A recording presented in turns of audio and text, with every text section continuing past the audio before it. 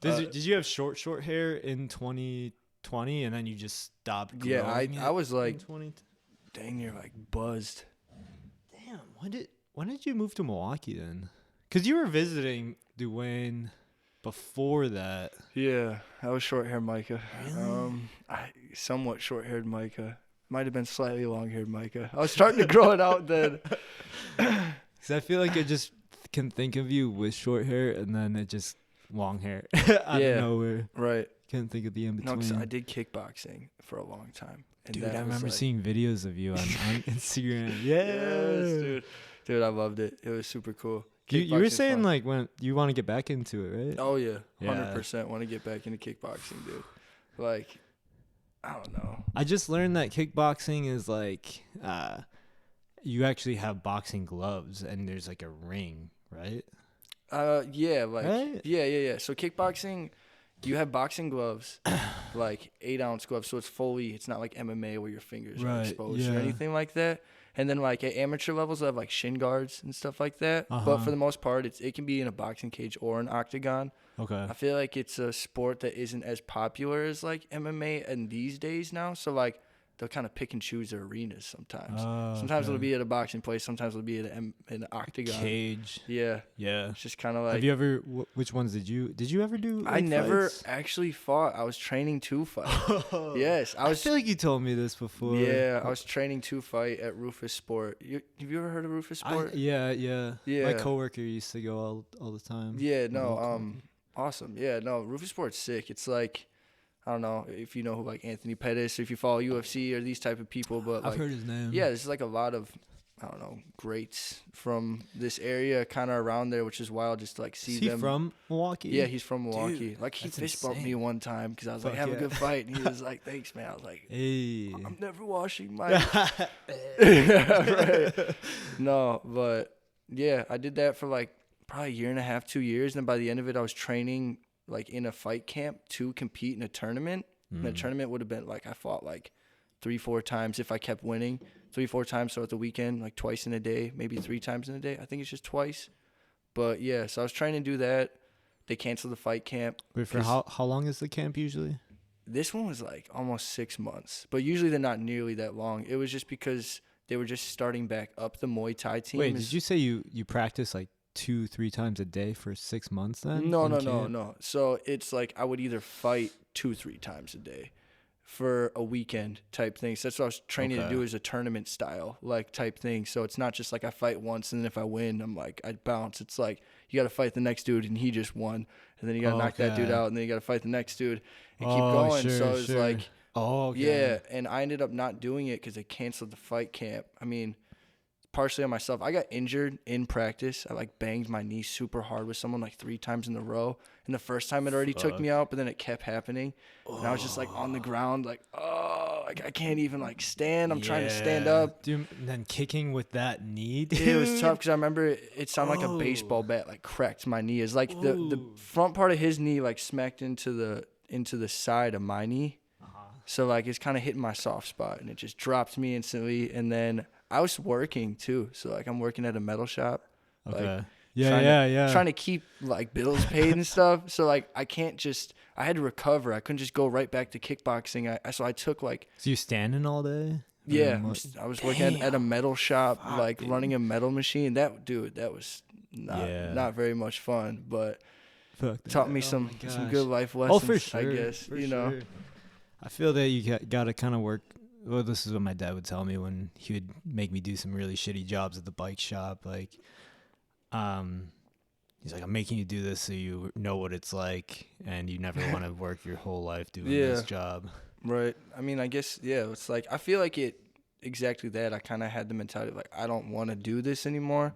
Yeah. And that's fine. I mean, I'm not saying that like, I don't want to say it's the worst thing ever because there's people that work there and like I'm cool with some of the people that still work there and there's cool things out of it, but it just felt like I was like getting a paycheck for like the sacrifice of my like physical well-being. Sure. Like I'm talking like 30,000 pound metal coils with like a crane over my head and putting it on the machine and then running it into the machine and like holy shit. I feel like I've seen reels of that going on. Man, That's scary. Yeah, dude, it was a lot. So I finally made the decision.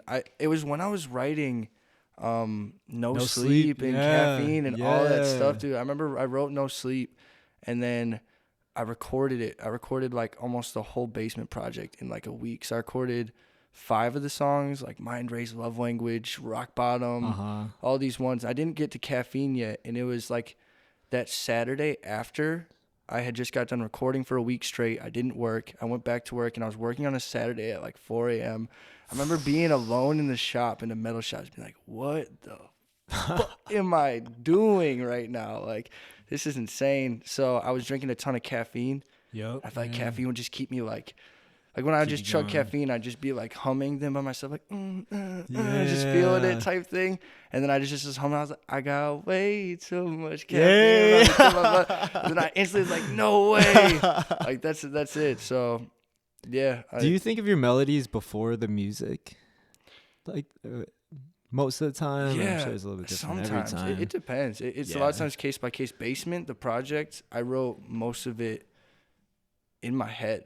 I feel like, which is wild. Crazy. Yeah, like it was in the metal shop too, because I feel like I got in this weird zone in that space because maybe I didn't want to be there so much that I was like, just kind of like putting myself somewhere else for the time. You know, I was just like writing songs in my head, and I'm like, oh my goodness, like Love Language. I remember especially, I wrote all of that there. Like even back to my project Closure, like Unpopular Opinion, I wrote at work.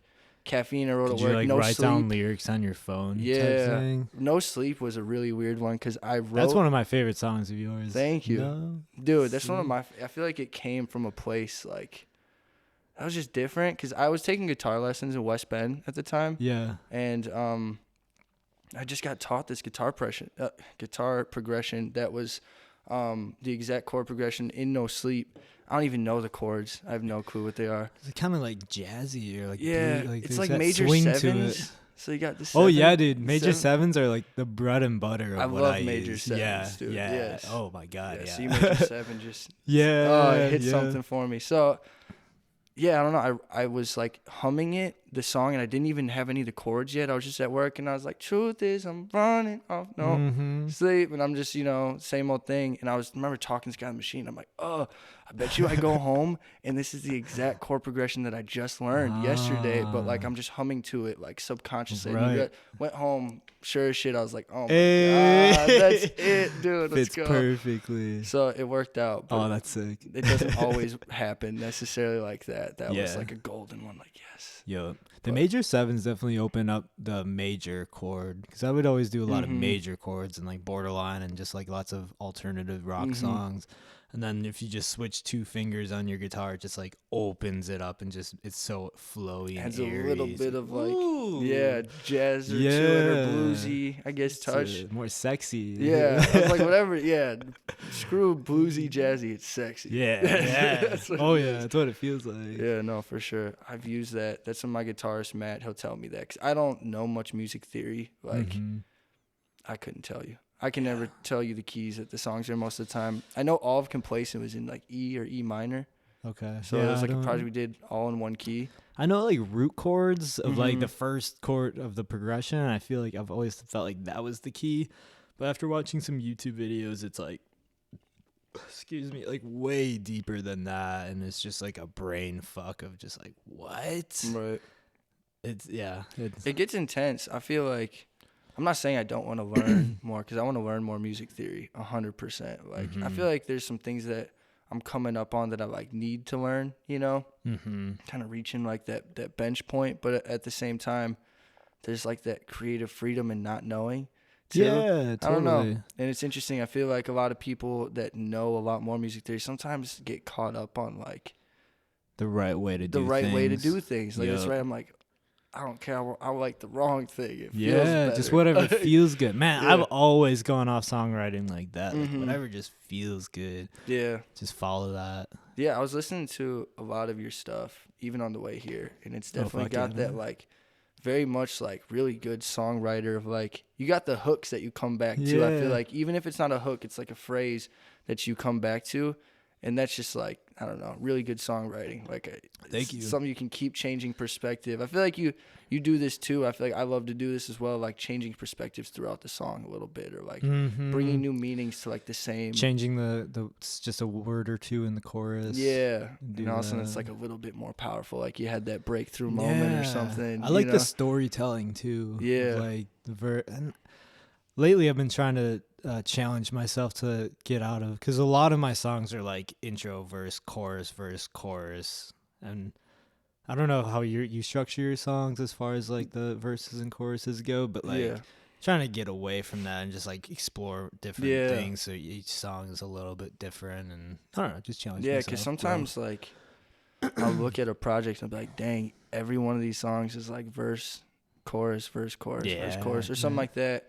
And I've had moments where I've tried to like consciously go in and be like, all right, let me do something a little bit different, just because it feels like it needs to be different here or something like that. Especially like a whole project of music, you know, sometimes when it just goes like that, it gets a little bit, I don't even know the word, just like too consistent. Yeah, repetitive, exactly.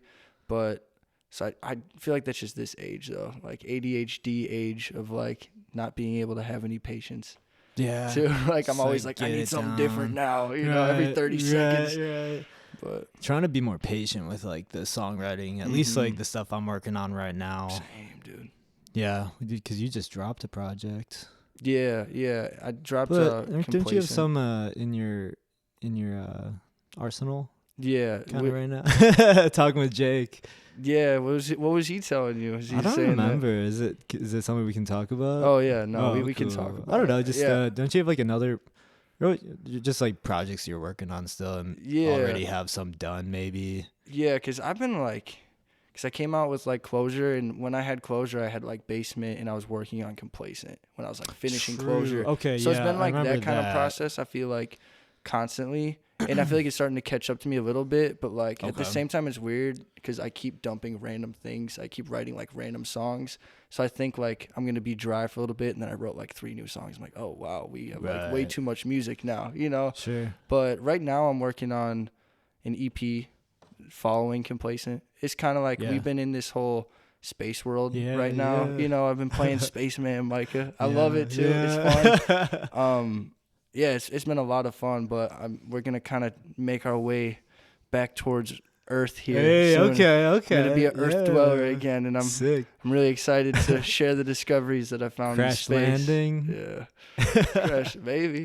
Ancient world, civilization. Yeah, we discovered some things.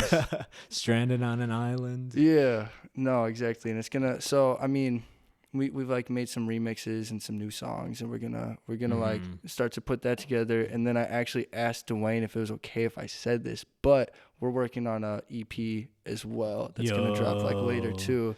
And I'm really excited. It's like more of a collaborative thing because he was on my Complacent EP a lot, and I've worked with him a ton. Oh yeah, but like you guys fit real good together. Thank you. For sure. I love working with Dwayne. For sure. It's so much fun. Yeah. He's like, I mean, this is nothing against anybody, but he's just like the best rapper I've ever met. Dude. Like, I guess it's just like he's probably watching this right now too. Yeah, right. So good, man. He's a poet. He is a poet. It's insane because like he was just showing me something today that he wrote when he was like 17, and he was showing it to me. I think it's on SoundCloud if anybody wants to go searching the webs. But yeah, he showed it to me today, and I was like blown away by what he was saying when he was even 17. It was like, dude, I feel like I was like waiting for like those typical cheesy moments that I feel like we all have when we were younger or something like that. But it was just so consistent. I was like, dang, you're like saying some profound things. From the get. Yeah. Like I feel like I thought at that age slightly, or I was starting to think, but I couldn't like quite put in. I was writing songs about like, I remember one time I was like, why you so bold with me? Like, I'm just paint trying. It was like just cheesy little love song stuff at that time. And he's just like, that's talking just the about kind of artist Dwayne is, man. Yeah, dude, from the get, we would always just have the deepest conversations with Dwayne. Dude, yeah, and he can talk too. I love talking with Dwayne. Dude. Absolutely, we just get into it. Best case scenario, he's your roommate. Oh yeah, exactly. Because right in the house. Yeah, just sitting there hanging out. And Jake make some music. Yeah, it's nice. I feel like we all we have kind of like our routines a little bit. We, need our own space, but it's so much fun. Like when everybody's together and we're able Oh, to yeah. like, you know, start putting some stuff together and just Yep. make some stuff. We were doing Sunday fun days, and that was like, we're just gonna write a new song every Sunday. Yeah, just to you like was telling me about that. Yeah, we wanted to push ourselves because we were just like, we're both artists. Jake's, you know, an engineer, artist himself. We want to like just try new things constantly. And how about we just make a song this Sunday and we just like work on it and that's that. And then next Sunday we make a new song. And instead of getting caught up on things too much, just kind of shake it up. And that's kind of what kickstarted the project. Is we ended up liking some of the songs we were making. We're like, this is like super cool. What is it gonna be under a different name or still do like? No, we're gonna do a joint. Like it's gonna be a shared thing. So it'll show up like distribution wise. I guess it's gonna be under both of our names. Show up on both of our profiles. We just found out how to do that. Yeah, dude. I noticed on it's nice that if you do a joint project with somebody, I think it counts as like monthly listeners on both. Yeah, exactly. Pages. And I found that out towards the end of Complacent because we're like, oh shoot, why isn't that on Dwayne's thing? And I kept trying to get it, and it finally went on, and it was like towards the end of like my marketing period during that. So that sucked, but he's still like, I guess like we wrote out some of the buzz together. We're trying to keep that going, that momentum a little bit. Yep. But he just came out with I think a new song too. Yeah, this is officially a Dwayne podcast. Isn't he releasing the visualizer video soon? He just dropped it today. Oh, he dropped that today. It's so sick, Fuck dude. yeah. Like it's so sick. I remember when he showed me some of it, he came home and he's like, yo, check this out. And I was like, Nick was telling me a little bit about it. It's so sick. It's like a super simple, I guess, idea that turned out like super entertaining. I feel like I'm Nick engaged the whole time. He was originally just going to do a visualizer, but it kind of turned into more bigger, almost music video. That's what I just told Dwayne. I was like, he labeled it visualizer. I was like, this is an official music video, bro. I was like, this like feels like it's a piece of the puzzle. And he's like, yeah, I could maybe change it. And I was like, no, he's saying he couldn't change it. I was like, I mean, if we want to get into technicalities, you could. It's not change too well. It. Yeah, now. And he was like, okay, but then I had to change it by Linktree, and I just looked at him, and he was like, I'll probably change it. So maybe it'll be the official music video. Who knows? But regardless, dope video. Like super sick, dude. I gotta check it out. That's fucking sick. How long? Oh, dude, maybe we should watch it right now. Is that on YouTube? Pull it up, yeah. Pull it up. Fuck yeah. And they ran it through, you know, Brandon Stearns, Shot by Stearns. Yes. I just met him recently at the studio with Nick, and they shot this all together, I believe. And then he ran it through like an old TV or something like that to give it like this really cool look. Oh, I think it turned out sick, super sick, dude. Let's fucking go.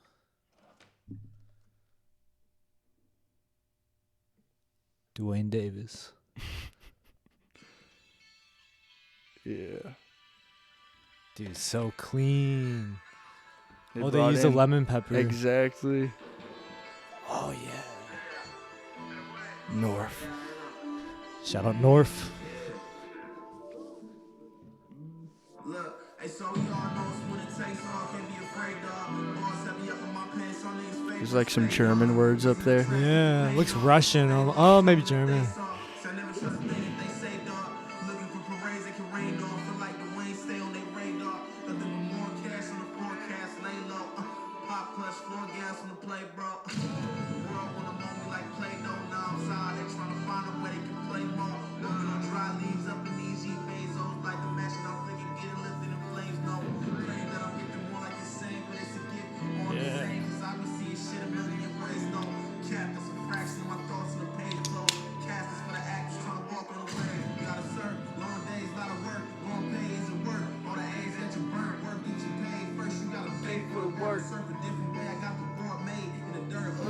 I ride grimy. That's why your minds, my rival is untimely. You'll never see the day that a rival nickel and dime you.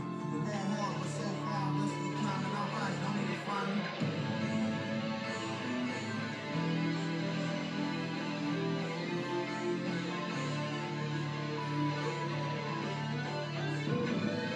Oh my god, dude. Fuck. That effect is so cool. And I think that's just the TV. Oh, really? There might be some effects too. I don't know. Yeah.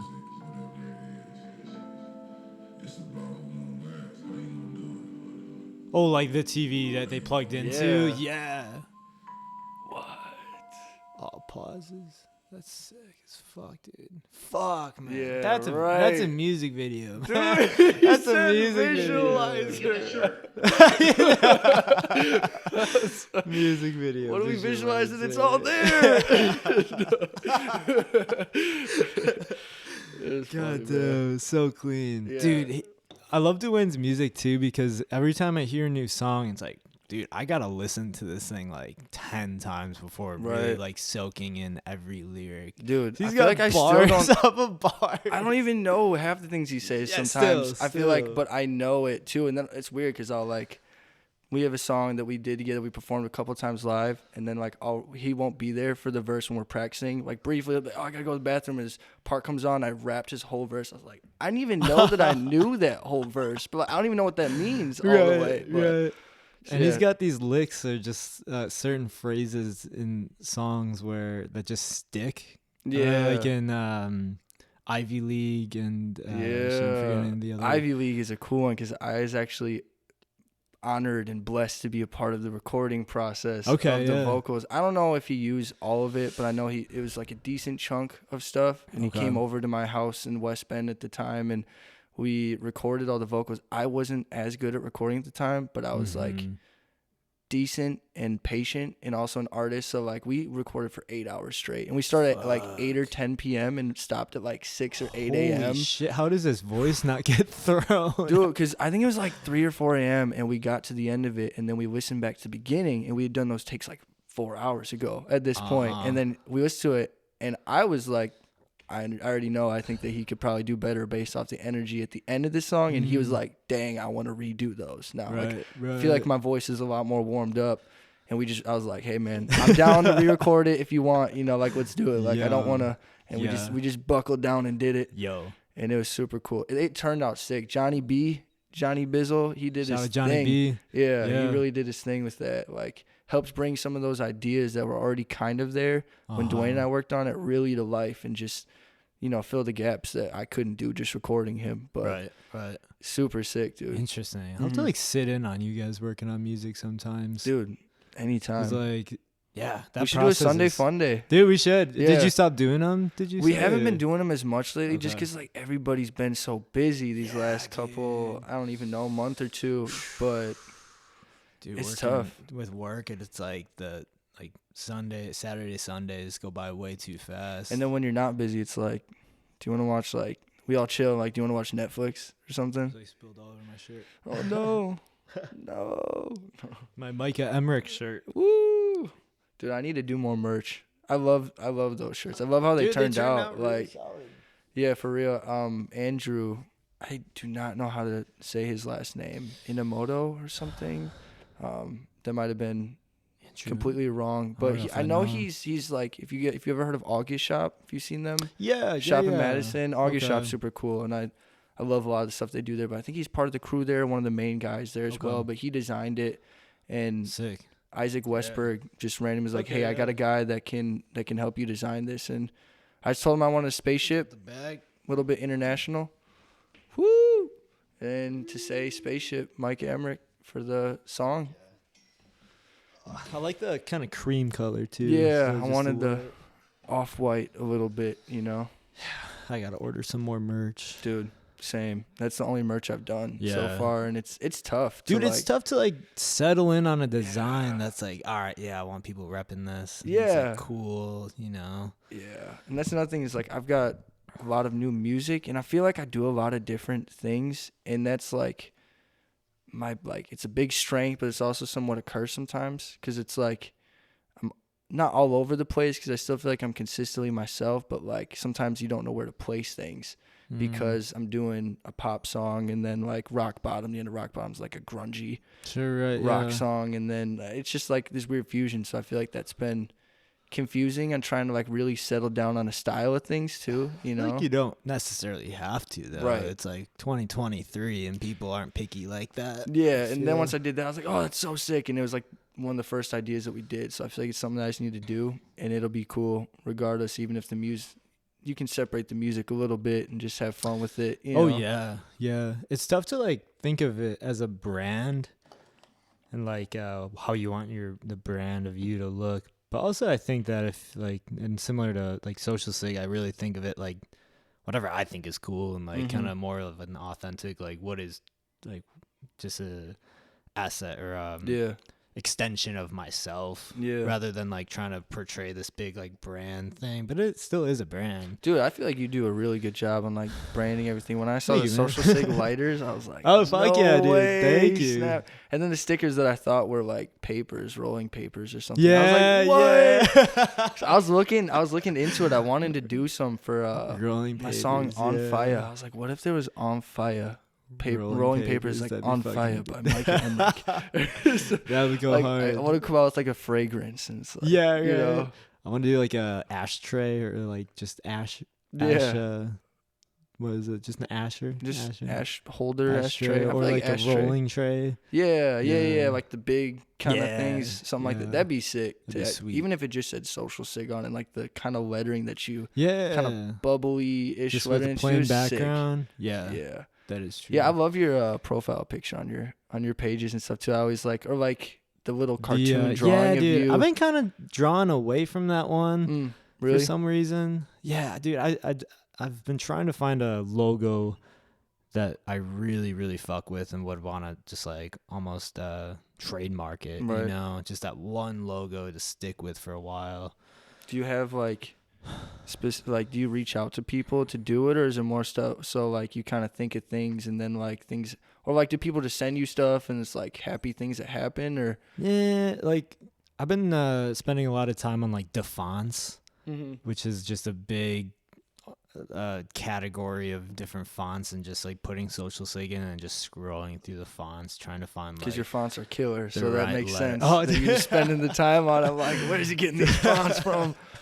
My fonts are looking like I'm just typing on a. Dude, fonts are everything, but also like even just like Times New Roman, or maybe like Georgia, just the plain fonts can be fun. He's putting you on right now, guys. Georgia and Times New Roman. I have this one font I've been really fucking with. I'm not gonna say it's a secret, but been really fucking with that one. But I don't know, just really trying to figure out what I want to like use. Yeah. Like long term. Yeah, because I feel like a lot of my cover photos I'll use one font and then a different font. I'm like, this is cool, but all like I'd love to just settle on something too. I definitely feel that. If I had the choice, I would for sure do the Thrasher. Really? Like, it's such a Social Sig. Yeah, it just envelops like that like fun but also like raw kind of feeling.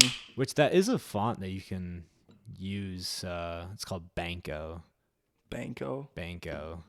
And I don't think it's like by Thrasher or anything, but it's literally Thrasher. No. And then I just put a bridge on it that makes it like come out at the ends. I like the piano. I don't even know, coat hanger stand. Yeah, the MIDI stand. Yeah, dude, that thing hasn't been working lately.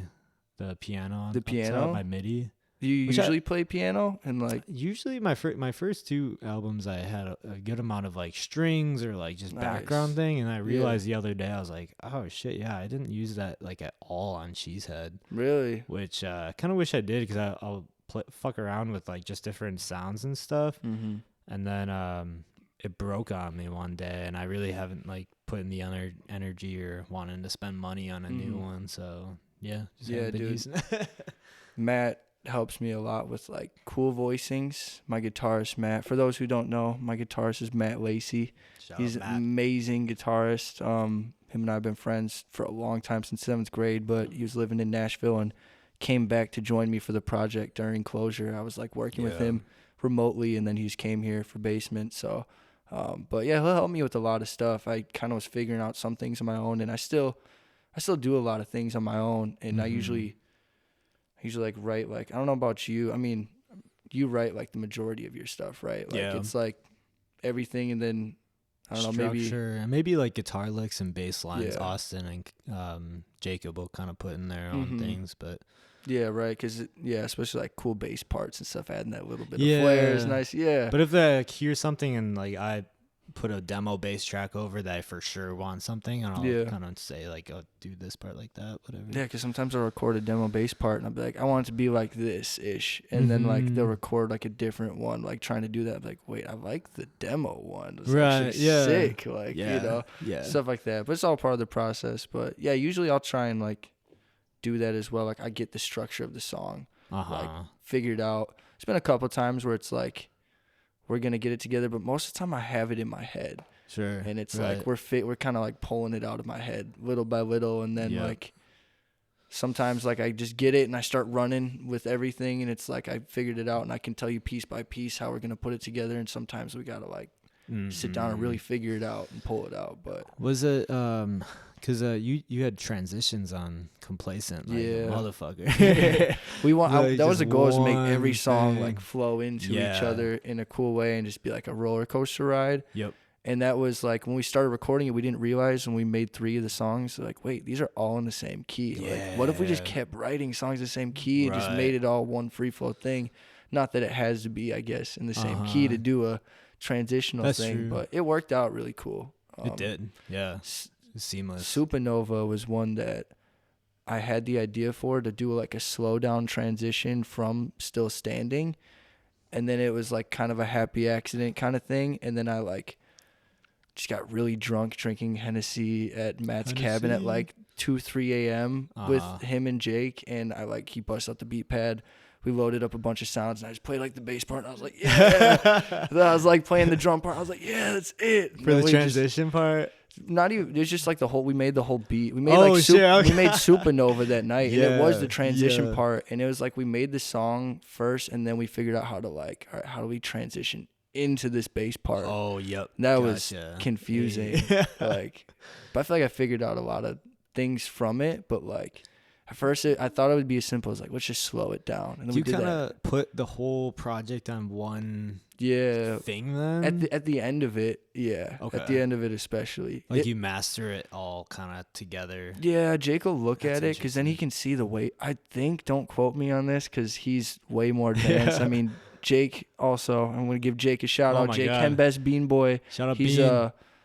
My engineer, my DJ, one of my right-hand man, just like through the stuff. He went to Berkeley, so he just knows everything in and out. He went to Berkeley for sound engineering, like mixing, mastering, and producing as well. So like straight up, dude. Yeah, so he'll like pull it up and look at the waveforms, I believe, and just make sure things are consistent and there's nothing crazy going on. And then if we do want to do transitional things, I feel like it's just easier sometimes to do it that way within like, sometimes he'll put like each song in a session and then do the transitional thing and then bounce it and then like piece it together. It's weird, but like, kind of soothe it out a little bit. Yeah, because you got to do things in a similar session. Otherwise, it's like, it's going to clip a little bit. I think we could do this, and then I think we could start the other song like that. And you got to like wait for it to work out. But if you just throw it all in the same session, you can like sit there and be like, nope, that doesn't work. Nope, that doesn't work. What DAW do you use? I use Logic. Oh, okay. But he uses Pro Tools and Ableton. I also use Machine for like beat making. If you've ever heard that. Like that was the first one Dwayne got with his, I forget what kind of controller he got. He has the MK3, the Machine MK3. I have the micro version, so it's like a smaller version of that. Dwayne got that right away, not right away in college, but at some point, and right away he was having problems. Oh, like really? Crazy. Was it with that, or I think it was like his laptop? I think it was like both, where maybe the machine wasn't working properly with that kind of computer. Like he made a lot of super cool beats that he'd showed me when we first started hanging out, and I was like, what? And then he'd be like, I don't have any of this, by the way. I just have this file. And I'm like, no, it's such a dude. Yeah, it's insane. It's sad news. I was down bad about it. Yeah. Wait, like recently when his computer shitted out? Or was this like before? What do you mean, like recently? Because he had computer problems a couple times, bro. I feel like this is the ongoing trend. That's what I'm saying, dude. Oh, no. I've been lucky enough I only ran into computer problems one time. And I had a MacBook Pro. Yeah. But this is when I wasn't like doing music full. But I've always done music like my whole life. I've always done cover songs and recorded and used GarageBand and stuff when I was like 15, 16. So I knew I wanted like the capability in a computer to do music, but I wasn't worried about like, I need 2 terabytes of storage to like store everything, or I need like high processing. I just got like kind of a basic MacBook Pro with the lowest storage, which is like 256 gigabytes or something. Right. And that filled up so like I could barely run like sessions on it. My music would be crashing and just be deleting. I'd be like, what's going on? So I upgraded to like a Mac Mini. Yeah, have you ever seen those? Is that the Nick one has one too. Yeah, you just plug it into the desktop. Yeah. Dude, those things look nice. Dude, they're sick because at first they were like kind of buggy and not that good, and then they updated them I think in 2020. Yeah. And they made it so you could go up to like 64 gigabytes of RAM and like just beef it up to be this big I don't know about supercomputer, but super withhold portable a lot too. Yeah, because like I feel like my computer can hold and run things that like Jake and Matt were struggling to do on their computer. Like they had to be careful about how if I put auto tune or like Melodyne or I'm tuning vocals, especially with pitch oriented things, it like crashes the computer because it's working really hard. But like I'll have like 15 tracks with all of that on there and like keep going, and my computer is doing good so far. So like workflow wise, it helps a lot. But Shit. yeah, I've been thinking. I remember when Nick was showing me that, I was like, dang, maybe I should upgrade to that. Yeah. Be nice. This is the MacBook Pro. Yeah, you've been using that for like music? Yep. I mean, it's one of those things like I want to have a laptop too. Now that I have like a stand, I don't know, it's something you got to plug into a monitor and it's not just like its own thing, you know. I do like the touchpad a lot. Yeah. I don't know. I could switch to a mouse, but I just like tweaking everything. You can always get like the trackpad, but I feel like those are weird sometimes too. I don't know. Like I feel like that's probably better than a trackpad. Yeah, because it's like real central. I don't know. I always see people using trackpads and they're always like, it's like so proper of a thing to like use. Yeah, you like sit upright and watch me. Click. Because it's but like who knows? mouse, maybe I've just seen like the wrong people using it. Yeah, maybe I don't know if I know anyone who's used it. Honestly, but I can picture that. I've just been to the Apple store. And I got the guy showing me how to use it up there, and he's all like, "You do this." Yeah, you got to put a little swagger to it. Yeah, right. No, the Apple guys are cool. Oh, dude, I love the Apple people. I remember there's this one dude at the Apple store in Mayfair. He had a blue mohawk. I don't know if you. I don't think I've ever. Okay. I don't think I've ever seen him. No. Gotcha. I've talked to a few people and they're like, "Oh, blue mohawk dude at the Apple store." Yeah, he's everybody fucking just sick. knows him. Yeah, like yeah, he was dope. That's him. See, I haven't gotten that way. I want to visit. I was talking to you a little bit earlier about Sweetwater, but I fuck with Sweetwater so heavy. Man. I just love like the customer service and everything. It's really so sick. Solid. Just following up all the time. I talked to dude on the phone and had like dude. So I had a Subaru Crosstrek when I was living in West Bend. This is right before I was about to move to Milwaukee, and I was gonna sell my car to my brother because I'm with Leslie. So like we lived together and we were both about to work downtown and we were about to live a mile away from work. So I was like, we don't really need two cars. So I was like, I'm going to sell my car. And my brother was like, screw it, I'll buy your car because I need a car. I was like, cool. So I gave him a good deal, and it helped both of us out in a good situation. I didn't have to go to like a car dealership and like try and do that whole dance. Yeah. And I was driving, and I'm talking to my Sweetwater rep, and I was about to order a microphone and like some other, I forget what other, it was something I had to put back. I think it was like an EQ, like a analog EQ strip for me to plug into and use. I don't think it had a preamp. It might have just been like a EQ going in. So I was like, okay, I'm about to get that. And I'm driving on the highway, and there's construction going on in the West Bend area. And all of a sudden, like, this car is like, I don't know, maybe 30 feet in front of me. And it just shoots out like this rock, like the size of my head. And I don't have much time to react. All of a sudden, I'm talking on the phone, I'm ordering my stuff. And all of a sudden, I'm like, "Hope!" And I just like go to swerve, and it smacks my right tire and just takes me out. And I'm just like, whoa, like on the side of the so mid-conversation. Yes, I slowed down. I'm like, I'm sorry, hold on 1 second. And I was like, I think I actually, like, I go out to my car, and he's like, are you okay? I was like, I just hit like a huge rock, and like I go out, and my rim is just destroyed, and like my tires just like slowly deflate. I'm like, no, like, what do I do? And I was about to sell my car to my brother in like a week or two, and I was like, no, it's something I gotta fix this now. And so I was like, hey, I can't get the EQ. Actually, I gotta put back the EQ. And he's like, okay. I was like, I just busted my car right on the phone with the Sweetwater rep. Oh man, it wasn't fun. Dude, that sucks. We made it through. It's always like right before you're gonna sell it or something. At least remember, Colton Harris. Yeah. Dude, I haven't talked to that guy in Really? years, man. Do you keep in touch with Colton? Mm-mm. Yeah, we used to be pretty tight. I wasn't like super close with him, but like we were Yeah. cool whenever we'd see each other. Yeah. Like, I remember sophomore year of high school, he was about to sell his car the next day to just some dude on like Craigslist or something for like $2,000. It was kind of a beater car. And then that night we were like hanging out at Theron's house. It was like me, Carl, maybe I think Dwayne was there. Let's go. Colton, and then like some high school girls, and then we were all leaving Theron's house. And I remember I was walking to my car in the driveway, and then like Carl was leaving, and then we were like waving to Carl, and he like just got his license, and then Colton was in front of him or something, where Carl like rear-ended Colton's car that he was about to sell the next day. No. And we were all like, what fuck? And I'm it was so just sorry, a bad, dude. yeah. And that's like a tough situation in high school. You can't be like, you know, like when you break someone's, you're like, screw it, I only got $80 in my wallet, I'm gonna offer to pay for it. It's like, what do you do with that? Like, dude. Sorry, man, I can't. I got insurance, I think. Right. You know, hopefully. Right. Just getting your license. You don't know anything about that. Right. But, that's crazy. That sucks. Yeah, and Carl's car was fine. It was a Jeep, so it was like just busted maybe through. a little mark. It's a little mark, and the trunk was just pushed out. Oh no! But yeah, Colton took the L. Out. Yeah, took the L. Man, it worked sad. out though, I guess. I hope he's doing taking well. W's now. Yeah, you know? for real. I hope he's for doing real. well. I remember he went to school in like Tampa or somewhere in Florida. Okay. Something like that. Nice. Went to college out there and stuff. Yep. Dang. There's lots of high school people. Oh yeah, we went to high school together. Yeah.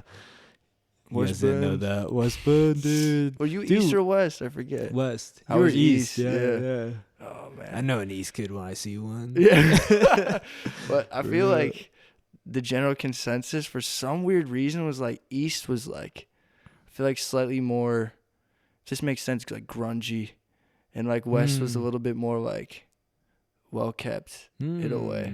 Interesting. I feel like growing up, like West was better in sports a lot of times, but then I don't know, when I got to high school, I feel like it was a lot of back and forth. Yeah, it depended like on the that. sport for sure. Yeah. Like West track was always really good. East football, we were both really fucking bad, but East football usually came out on top. For the homecoming games. See, I didn't even keep up with that. Yeah, because you're a year older than me. Yeah. But I forget that when I'm talking to Dwayne too. I'm like, dang, I'm a year older. I forget. Like, right. I have so much wisdom. Remember to share. my junior year and your senior year? Yeah. Your senior year, that football game for homecoming I played in. Were you at that homecoming game? It was close. It might have not been. It was close. I'm not sure if I. No, I wasn't. Because I was in a different. I was the first time I went to Gatlinburg, Tennessee. Oh shit! I remember being Gotcha. pissed off because I missed it. Didn't like some friends of mine, I think, ran across like the football field during halftime, but I don't think That might have been the year before. Was that the year before? When East just shit on West. It Really? Was like 40 or 50 something to like 7. I remember they were wearing like president's masks, and I was so pissed because I was like, I wanted to do that. That would have been so cool. Like run across the football field. And I think they did it when people were dancing, like the dance team was like doing the thing in the middle. But I don't think they made it as big of a deal as they like should have. Like they didn't. I wasn't there, so I don't know. No, but I heard it wasn't as like, oh my God, look what's going on there. It was kind of like you couldn't even notice, or like it wasn't that it couldn't notice, but I don't know. Happened quick. Yeah, I wasn't there though too. So maybe this is just like me wishful thinking. Like it wasn't even fun anyway. They're just telling you that it happened. It was actually like the sickest thing. You totally missed it. It went viral. Yeah. I remember writing sad songs out in Tennessee back then on guitar. Like my friends are having fun without me, and I was writing sad songs like FOMO type music. Yeah. Because of it, I was like, yeah. Tennessee's a dreamy state. Dude, it's wild. Sure. I feel like when I grew up, at least in Wisconsin, and I heard Tennessee, I was like, I just thought kind of southern-y, I guess. And I went there to Gatlinburg, and that's the eastern side of the state. Have you ever been there? Yeah, I've been to Nashville. Oh, Gatlinburg, no. I've been to Manchester, or where Bonnaroo is. Yeah, that's more middle of the state, I think. Yeah, because it's like the farm area. Yeah. You went to Bonnaroo? Yeah, I'm going this year. I was gonna ask you because Yeah. you never went after that year. No. Dude, that sucks, It was man. 2 years in a row that it got canceled, and we Yeah. had tickets to both of them. And I was Yeah. like, I don't even know what to do anymore. You going to the Like, farm this year? Yeah, Dude. I'm excited. Kendrick's headlining. Man. Oh, really? Is the Yeah. lineup announced? Yeah, the lineup's Okay. announced. It's like Kendrick's shit. headlining. There's a couple of Fuck, dubstep DJs like Liquid Stranger and I want to say Zed's Dead. Okay. And then like Paramore's playing there. Yeah. I was like, what? I saw Paramore at Yes. Bonnaroo Really? when I won. I think it was 2018 Bonnaroo. Have they done stuff much since then? Because this is like the album. Paramore? Yeah. I have no idea. It's kind of like the album coming back, right? They just dropped it. I think so. I like, think they took last a Friday. I actually have no idea. Paramore Yeah. is sick as fuck though. They've I been didn't around get for a into minute. like Paramore growing up that much. I think I just listened to the main stuff. Like Yeah. Misery Business and Like I recognize it when I hear it, but I wasn't like necessarily going to listen to Paramore. I also had like a weird, like listening to music when I was younger. I feel like I wasn't cultured musically as much as like other people, just because I grew up in a religious family. I feel like I was cultured in church music pretty well. You know, like sure. I know probably way too many church songs. That's so but interesting. I was listening to like Lecrae, if you know who that is. Like it's like a Christian rapper. Because I was like, this is what I can listen to without my parents getting mad at me. You know, Interesting. I was listening to that, and then So they kind of hovered over your music ish. taste. They didn't want me like listening to anything bad, obviously, Yeah. or like I couldn't watch like certain TV shows like Yu-Gi-Oh, and I think even Power Rangers. They said you can't watch because there's magic. It was at that point. But now like my parents like are completely Harry Potter. different. Yeah. Oh, But now they man, love all yeah. that stuff, Yeah, so interesting. It's wild. Like the transformation has been it's been really cool and like eye-opening within my family. I feel like all of us just kind of had a lot of like just wanted to be ourselves, you know. Not that you can't be yourself in the world, but it just felt unauthentic-ish to a certain extent. That comes from like really deep-rooted tradition too in Yeah. people's families that it's hard to break free from. Yeah, I exactly. think with the internet now, though, I think it was a big propellant of like people really trying to actually like realizing what else is out there. Because before the internet, you were kind of in your own bubble. Yeah. I remember being like a young kid, and maybe this is just young kid shit, but like being like, no, the earth is only 6,000 years old. I don't care what you say. Those what are they, stalagmites that we're seeing in this cave, they're only like 20 years old. They're like some stupid math. And I guess I don't know what's true and what's not, but like, I think there's certain things you can't brush off. Like science has some factual evidence to it. And it's like, okay. Oh yeah. I feel like I was ignoring certain qualities just because like my parents said this, you know? Wow. I didn't know anything different. But Wait, that's just did you kid actually stuff. think that Earth was 6,000 years Bro, old? dude, when I was younger. What? Dude, I thought that was just something you heard when you were younger, but you actually. I thought really? that when I was young. But this, like, after a while, I started to, like, question things, obviously, and start to. But I think from what I'd known, like, within some form of the Bible, it was, like, evidence that the earth was only technically 6,000 years old.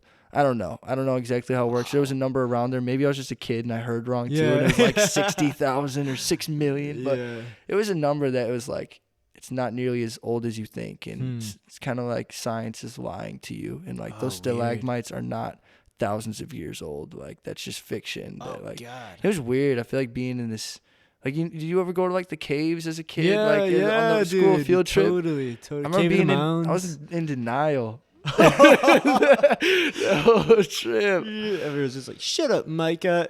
Yeah, right. I'm like, no, Those are I see only it. I two, swear. kept it in. I feel like I wasn't like overbearing Oh, with. I was never yeah. that kid that was like, no, this or that. Yeah, but yeah. because I feel like a lot of the kids around me, like they grew up in somewhat similar households. Not pastor for a dad, but yeah, no, because like I mean, I had a pastor for dad, and my mom was the worship leader too. So I was like, we're just in it, you know. Right. And Are your parents still doing that kind of religion or?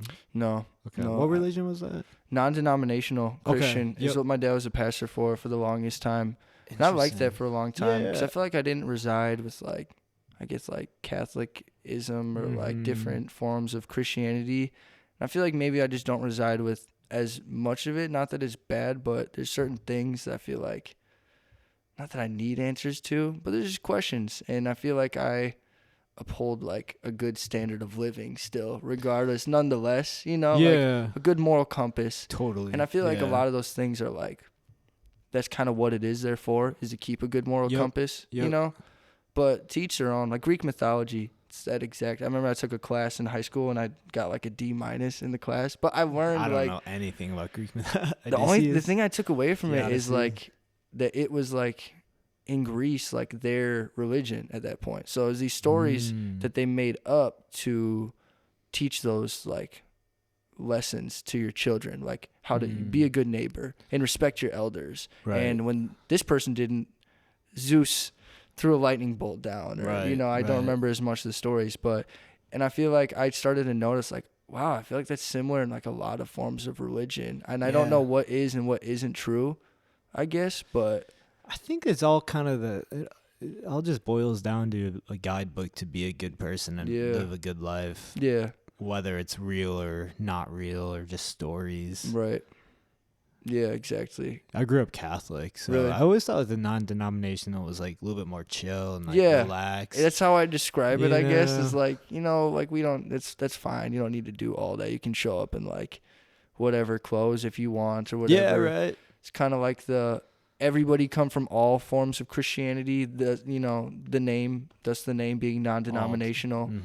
But I didn't understand that as a kid, and when I finally got that, I was like, oh, non-denominational. That's cool. It's like... Yeah, it's kind of different. Yeah, it's different. Like, there's a lot of West Bend folk that I would kind of learn, I guess, in my friend groups that they were non-denominational. I was like, oh, that's pretty cool. Yeah, there's a lot of different churches. I remember, like, the big thing that they do like, the joint service where all the musicians would come. That was always cool to see, like, the other churches. I feel like it was, like... I'm a competitive person, so it's like I want to see all of our church's people up there on stage, rocking it, you know. And I'd be like, "Look, we got 3 of the 5 people up there. Yeah, we shred." Like, no, it was funny. Like, my mom would always like sing in that, so that was always cool. She'd play piano and sing in those, and it's always cool to go to. I remember there's this one church in Slinger one time. I think they were non-denominational. They were definitely a more chill, like Christian church of some sort.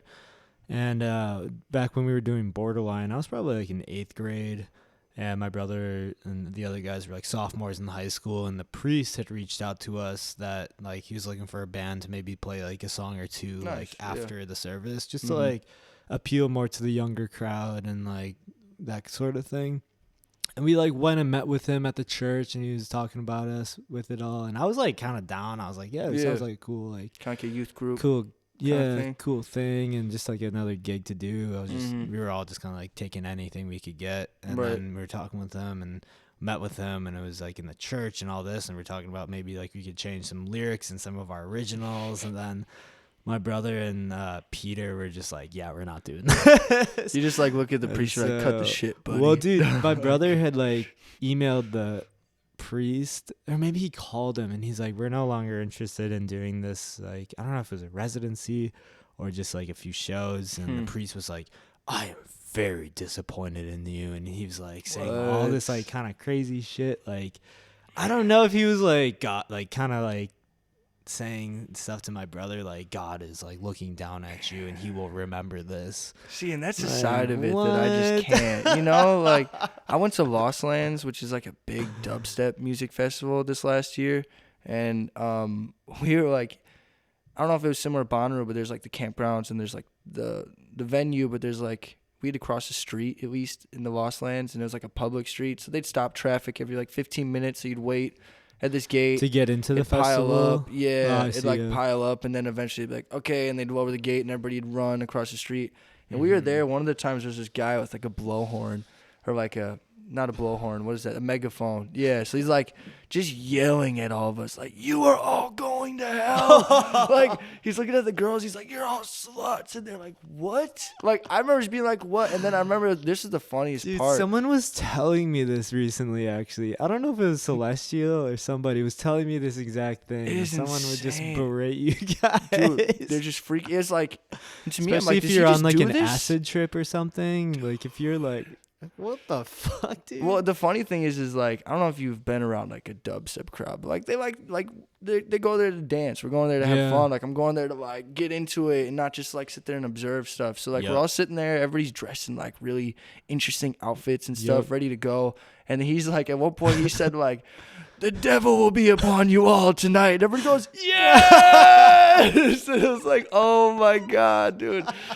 Yeah, it was pretty wild. The best response to say it. Right. I was like, just like, deflates deflates the situation. He just kept going. It's like, how are you expecting to save people if you're just like, he was pretty much saying we weren't people. Like, he's like, you guys are here, but you can be saved. And I was like, holy shit. Like, sometimes it's interesting when those religions are like, God accepts all people and loves everyone. And then it's like, you can't press it on other people then like that. Right. In a condescending matter. Yeah, you know, exactly. It's like love thy neighbor as yourself. But then it's like kind of get into the just like pushing it onto other people gets a little weird. Right. My dad went to India on mission trips.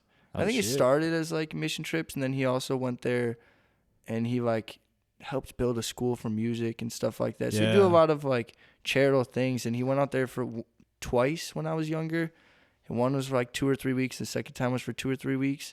And he told me a story because, like, he's a pastor at the time. And my dad stepped down from the podium after doing it for 20 years because he just felt like, you know, it was just a good time to set it down. And he's forcing things maybe a little bit more. And people ask him questions like, you know, not asking you questions, but as a pastor, you're expecting to, like, where do you go after you die? He's like, I have no clue. Like, where do I go after I die? I don't know. I haven't seen the other side. Yeah. And he was just telling me he was in India and he was in like a market setting.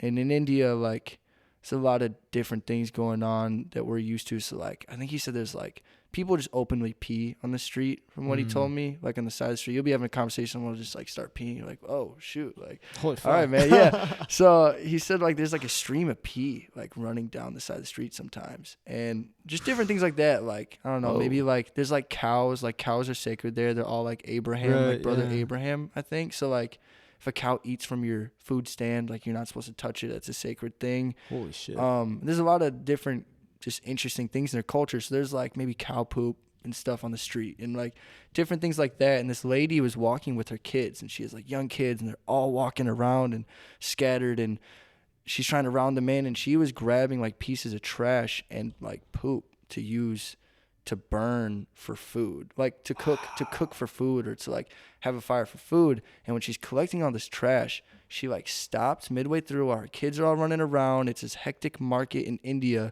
and she started praying.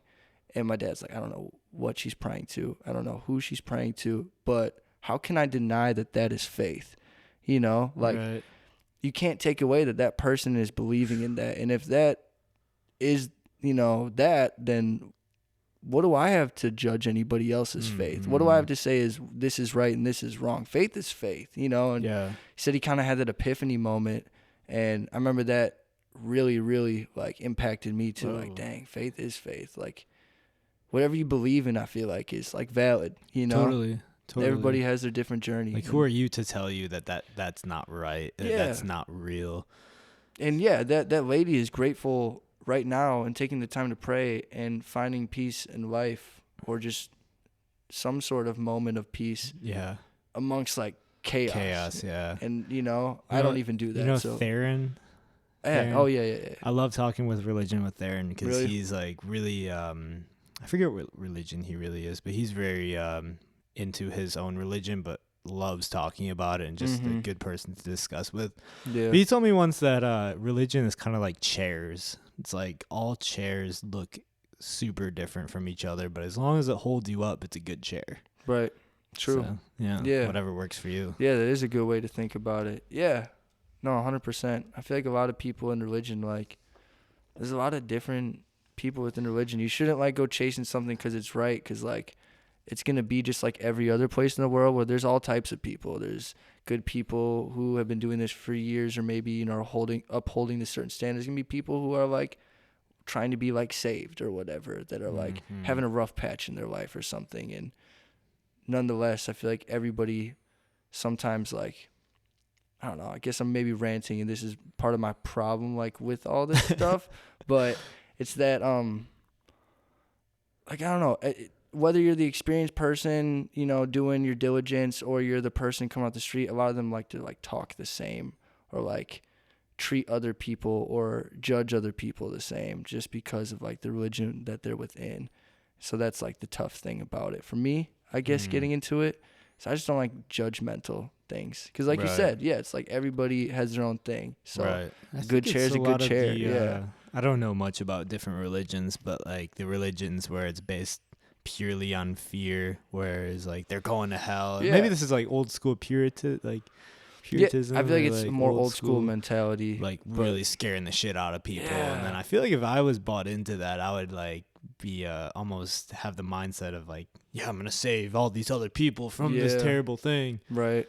Because I got saved or whatever. Yeah, because my dad grew up in, like, the Bible Belt, and it was, like, Southern Baptist kind of thing, and it is very much, like, I feel like more of an intimidation thing, and my dad didn't preach like that. So towards the end of his career, that's another reason he stopped, because, like, people didn't want him. They wanted that fear-mongering kind of thing. They wanted him to talk about the devil more, and, like, what happens if you defy, like, Christ. And my dad was like, I just want to talk about how, like, Christ loves everybody, and he died on the cross for our sins. Like, that's what I think matters, you know?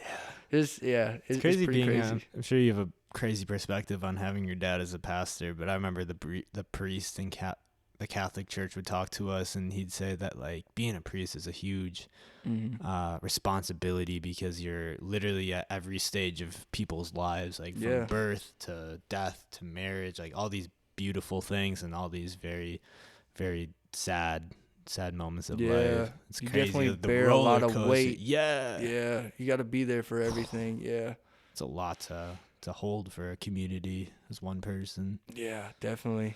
I feel like being in that lifestyle too, of, like, with just experiencing my dad in it, like, it was, like, tough on him too, because he's, you know, everybody's dealing with their own trauma in life or whatever, just that they've been through, or things that they got to work out, but then you got to, like you said, help everybody else work out all their issues, and that can be tough. Like, it's very selfless. Being in counseling in positions, he's told me some wild stories. I'm like, what's happened? He's like, it was confidential at the time, but, like, he's telling me now, you know, like, you know, don't tell anybody. But right.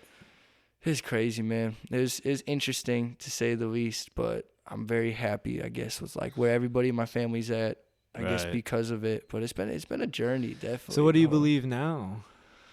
I believe kind of what we've been preaching, you know, this whole time, that seriously, that I don't know everything, and that's okay, and I don't need to, like, know everything. I also went to church for, like, 19 years straight, you know, like, I didn't miss Sundays. Like, I played in the church band, I played drums, and I'd sing and play guitar, so, like, I had to be there every Sunday. So, like, I don't go as much now.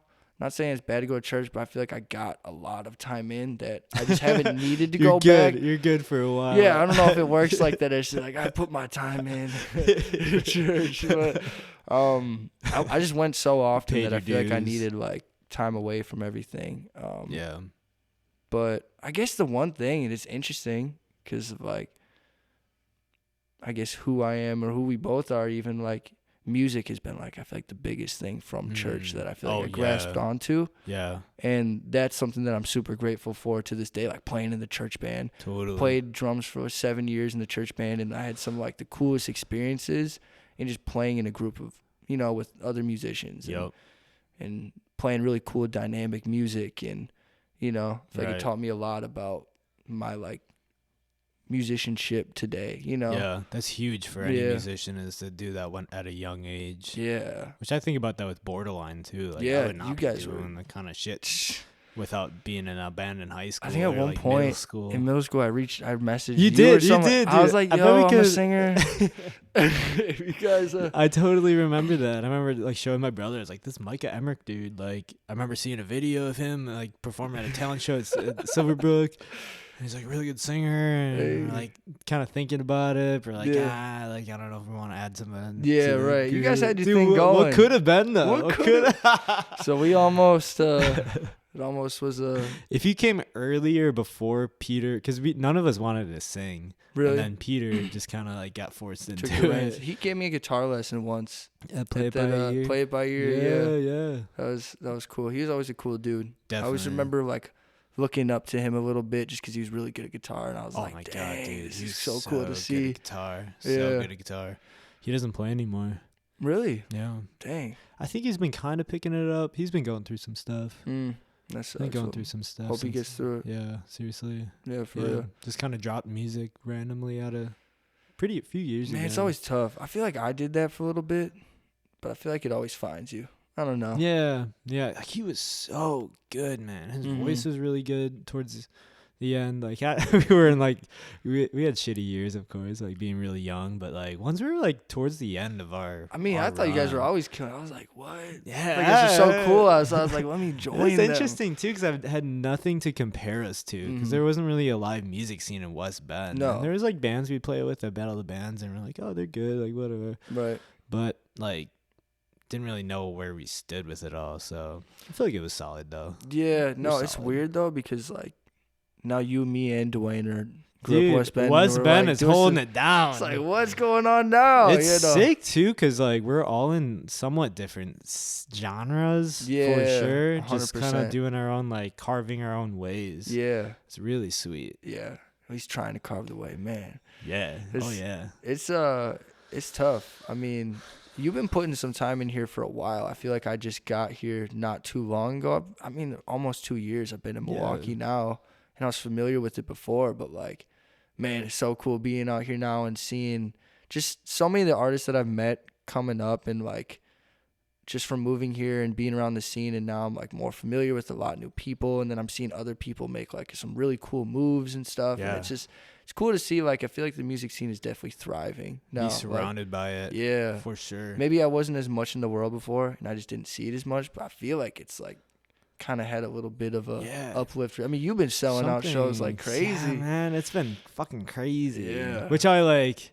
Part of me too is it's like scary to think that like the voice in my head is like for another show coming up. I'm like, well, is anyone gonna show up? Like, Right. like, is this ride over kind of thing? So you still kind of like have some of that, even though. Like, oh, dude, all the it's been- time. yeah. I'm always like on my own ass about like, I don't know, just kind of like doing the absolute most I possibly can. Right, because you do a good job promoting, but I feel like it's kind of somewhat taking care of itself. You obviously post really consistently, which is cool. I've been seeing, peeping on. Yep. Sometimes like I'll even go to your page because I feel like you do a really good job, and I'll be like, how often are people posting and like glancing at things like that? Because that's stuff you need to look into as like a content creator. Like, yeah, for a bit over winter, I was posting like every day. Yeah, for sure. How does that go for you?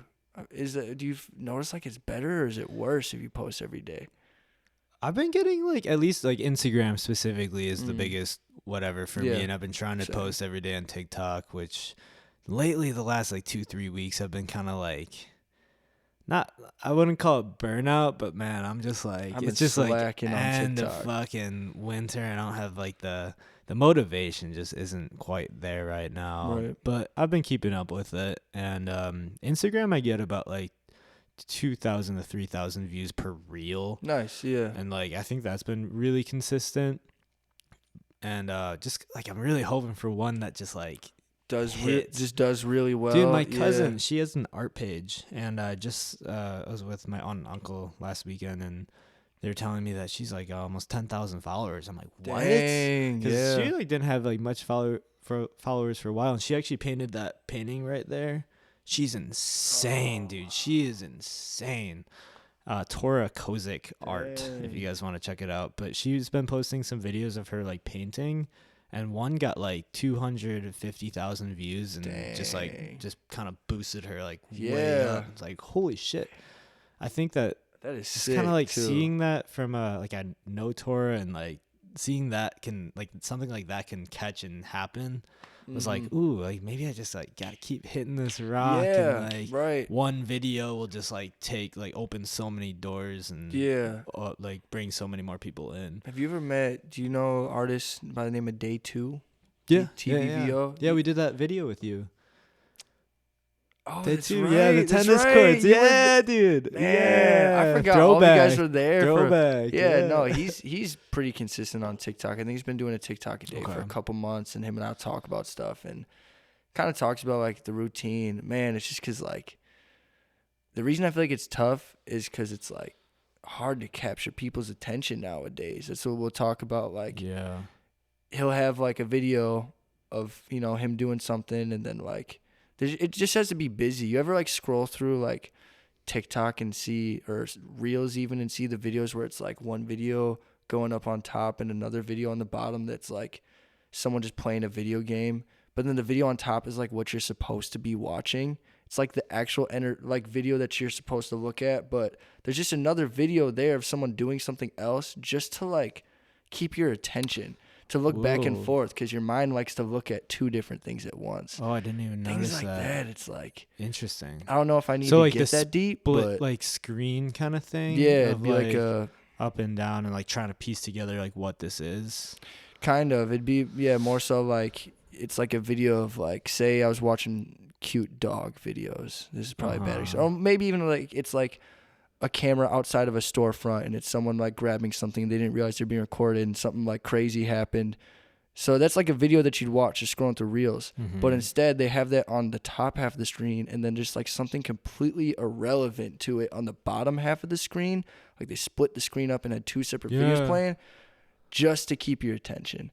It's not that is there for any other purpose. What plays on the bottom page? Anything. I mean, people do all sorts of different things. Sometimes they'll be streaming them like playing a video game, and sometimes it'll be like, I don't know, all sorts of like just random things to look at. I don't know. Whoa, I've never seen that. Maybe I have and just never realized. He was telling me about it, and then I realized like I have seen that. That's wild. And I didn't even realize that it's like a weird psychological thing. So Wild, I don't know if I dude. need to get that deep into it, but when I hear about shit like that, I'm like, do I need to get that? And it almost gets discouraging sometimes to like make content, but then you make a cool reel and you're like, damn, that was kind of fun. Right. But it takes time, I feel like, too. Definitely. I don't know about you, but It depends, because I feel like you could either just take a quick video on your phone and just literally take it, upload it, and post it, and you'll get like a few thousand views. But then also you can put like a bunch of time into editing one thing, and you'll get like 200 views. And it's like, fuck, like what am I doing wrong? But you're not. Like, it's the tough things. You can't pick and choose, you know, what pops. You Right. know? Yeah, And that's totally. the toughest part. So you can put a ton of energy into a project. Dude, it's but, like a lottery. Yeah. It's like, you know, and like I've heard recently of people talking about like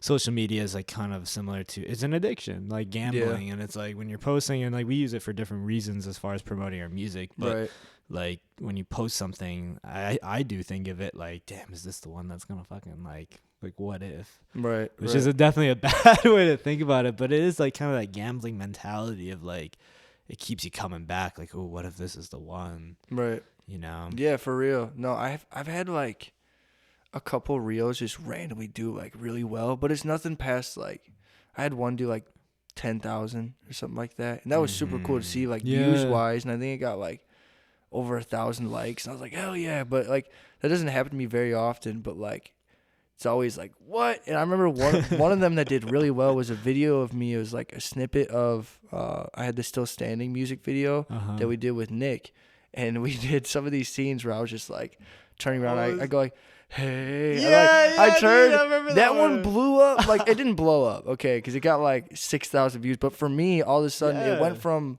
12 likes, and then a week later I check my phone. I wake up and I have like 200 something likes. I was like, I didn't even post anything. I look, I'm like, what is going on? Right. People are just freaking out about the hey. Right. Just me. It's just such a stupid 5-second video. It was like an authentic look into just, I don't know, just genuine moment, you know? Yeah, exactly. People like that shit. I feel like that's the things that people like the most, but it's hard to do that all the time. Interesting with TikTok too, that they kind of hold on and like toss around the video for like up to a week. Yeah. You know? 'Cause I'll come back to TikTok and be like, look, and people like videos from a long time ago. Right. It's like, holy shit.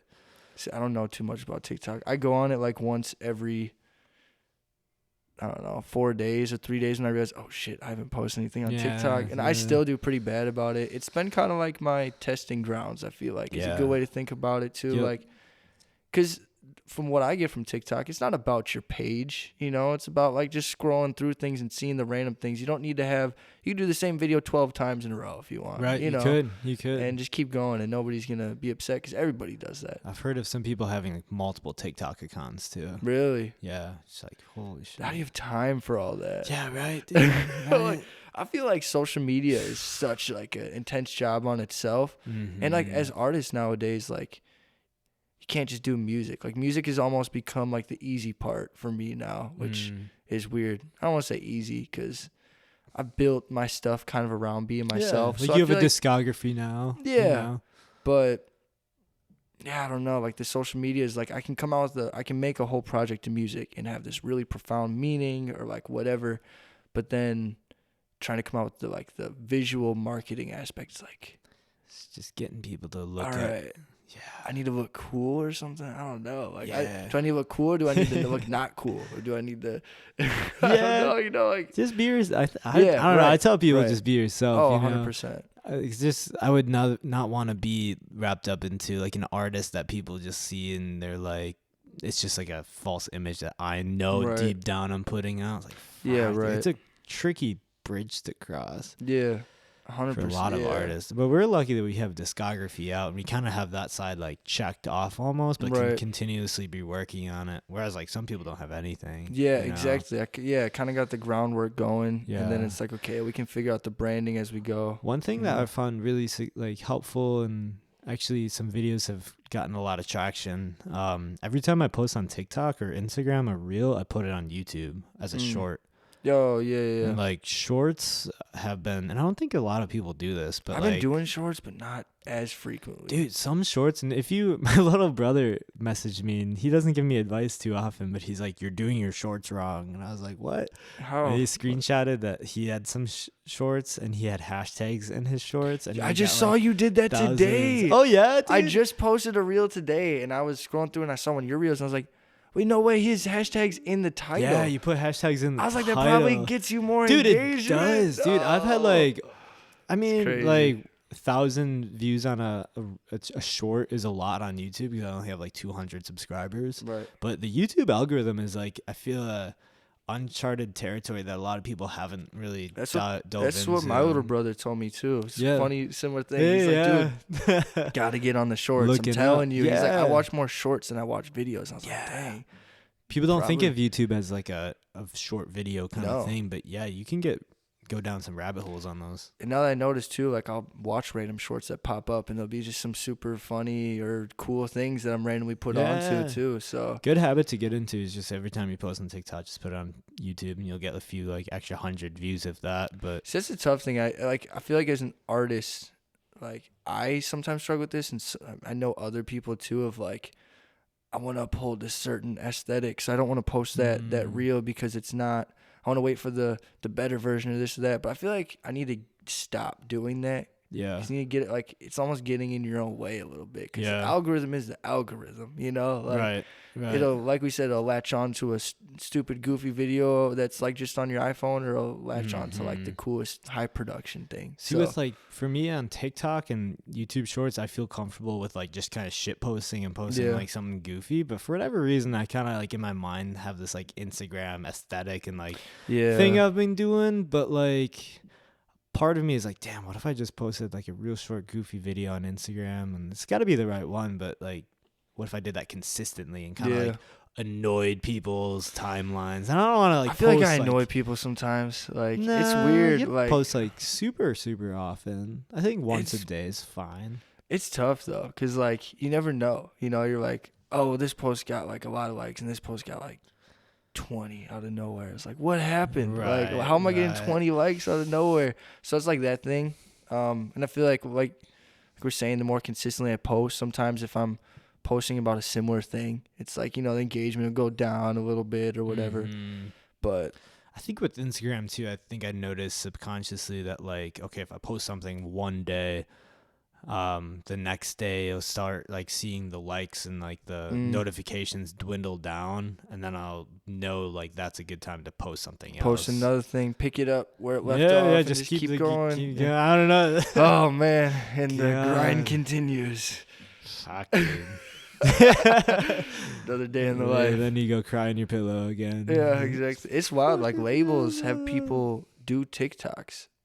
Like, oh sure, right. Like they're like, no, run you didn't do your TikToks? daily TikTok yet. Oh. Like you need to go do a TikTok. And like some people complain about it, but like it is the most, I don't know, effective form of marketing, and it's free. I think you're only doing yourself harm if you're an artist and you're not on TikTok. Yeah. Because it's like, if you post something, if you're just playing guitar and you get like 200 views and Right. you only have like 10 followers, that's like 190 people that have never seen you before. Right. Saw a little bit of you. Yeah, I think about that too. I'm like, how do I have like, I don't know, like a little over 2,000 followers, but like 100 people sometimes. So like 100 likes would be like a good post. You know, I'm like, Right. dang, how do I tap into like this full potential of my account? I feel like right. got some stuff there, but I think the algorithm on TikTok loves the repetition of things too. I was gonna say they award people who I feel like just are consistent. You know, Right. Oh god, and that's where the lottery thing comes in. It's like, fuck, dude. Gotta be consistent. You get picked. Yeah, pick me. Yeah, right. Hashtag for your page. For your pay. Yeah, it's like, I think there's a weird part of desperation that some artists will get into that, like, and not to call anyone out, but I've talking to like some fellow like Milwaukee artists, and we'll do some like Milwaukeeans, some stuff that like it doesn't resonate fully with us, but it's like, damn, it's like we're trying to please the algorithm and try to get something that catches, and I get it, like, but at that point, then it's like, what am I doing? It's tough. You Yeah, know? I battle with that too, because like, I mean, I'm not even gonna say who anybody is, but I've met people who are really good artists, but when I first saw them on social media, I'm not gonna lie, I was like a little bit off put, just because I was like, I saw like the TikTok kind of esque things, and it was like, you know, like lip singing lyrics, and it's like super fakely produced, and I was like, okay, I mean, but then I meet them, and they're like the coolest person ever, and I'm like, you gotta like put the social media shit to the side, because that's just people trying to do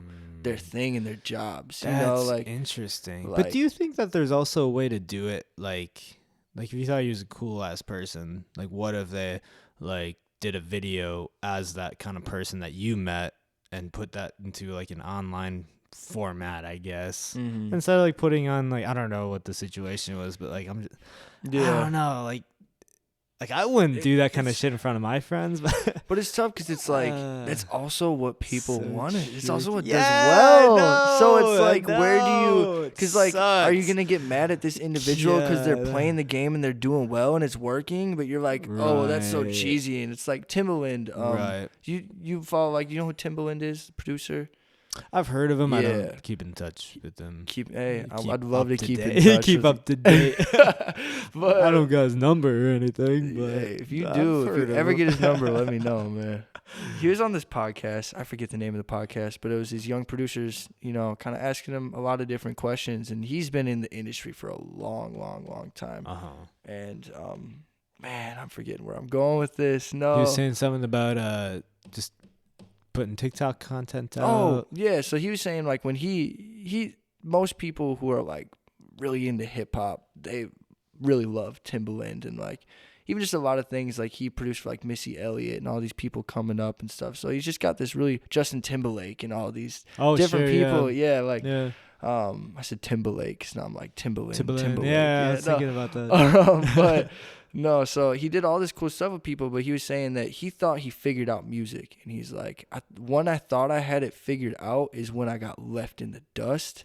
And like he's like, I did a lot of great things, but there was a moment where I got complacent and I like just got too comfortable. I thought I knew what music was, and that's when everybody passed me up because they were doing this different stuff that I was like, oh, that sucks, oh, that's that. And then that stuff blew up, and I was hating on it before, but now I'm trying to hop back on this train and be like, oh, I need to like get back to this, because and he was talking about like, I don't know, like the metaverse and music and like AI and stuff, and not to say that like we need to be doing this or that, but he's like, that stuff's coming, man. Right, and he was like, don't don't be the people that are like, oh, no, I ain't doing that shit, because you will get left behind by the people who are doing that shit. Right. And that's just like the sad reality. You got to like progress with things. It's a different day and age. And yeah, it's wild. And the world is changing faster than it ever has. Which is, fuck, yeah.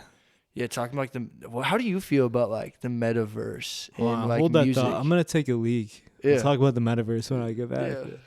We'll get We into can the cut metaverse. this so that you can like plug some stuff. Otherwise, if I can plug some stuff. yeah, plug some stuff out. I'm gonna plug some stuff. So we'll start by plugging these lovely System seltzers. I don't know exactly who makes them, but it's a local Wisconsin brand. Yeah, Parker said I believe this is the first podcast that he's using it, so I'll take the diligence of plugging it for everybody. Get yourself a System. They got 0%, they got 5%, they got 8% if you're trying to feel something. Variety of flavors for whatever you're fixing. System. I also want to take this opportunity to plug Social Sig right here. Man, it's super cool to see the progression of things. I was never super close to Parker in high school, but been very honored to be friends in these last coming years and get to know each other a lot more and grow in this journey. So, namaste, Parker. Yeah, shout out System seltzers. They are the first seltzer with electrolytes and different options of 0, 5, and 8%. And they are Wisconsin based, I believe. Shout out Matt, who dropped off a few of these to drink during the podcast. Shout out, Matt. Maybe I will work out a full membership at some point. We gotta crack a cold one. This is technically the first like Shout out, Matt. sponsorship thing I've ever gotten with the podcast. So this is a big moment. This is a big moment. Not like serious, but a little I didn't thing. do the touchdown, dude. Did I like? Dude, I was talking to someone recently about the touchdown. Like, is that proper to do for the... I feel like it's... See, I wasn't a big drinker. Like, when I turned 21, I was with Leslie, she was 19. So, like, I didn't really drink like that.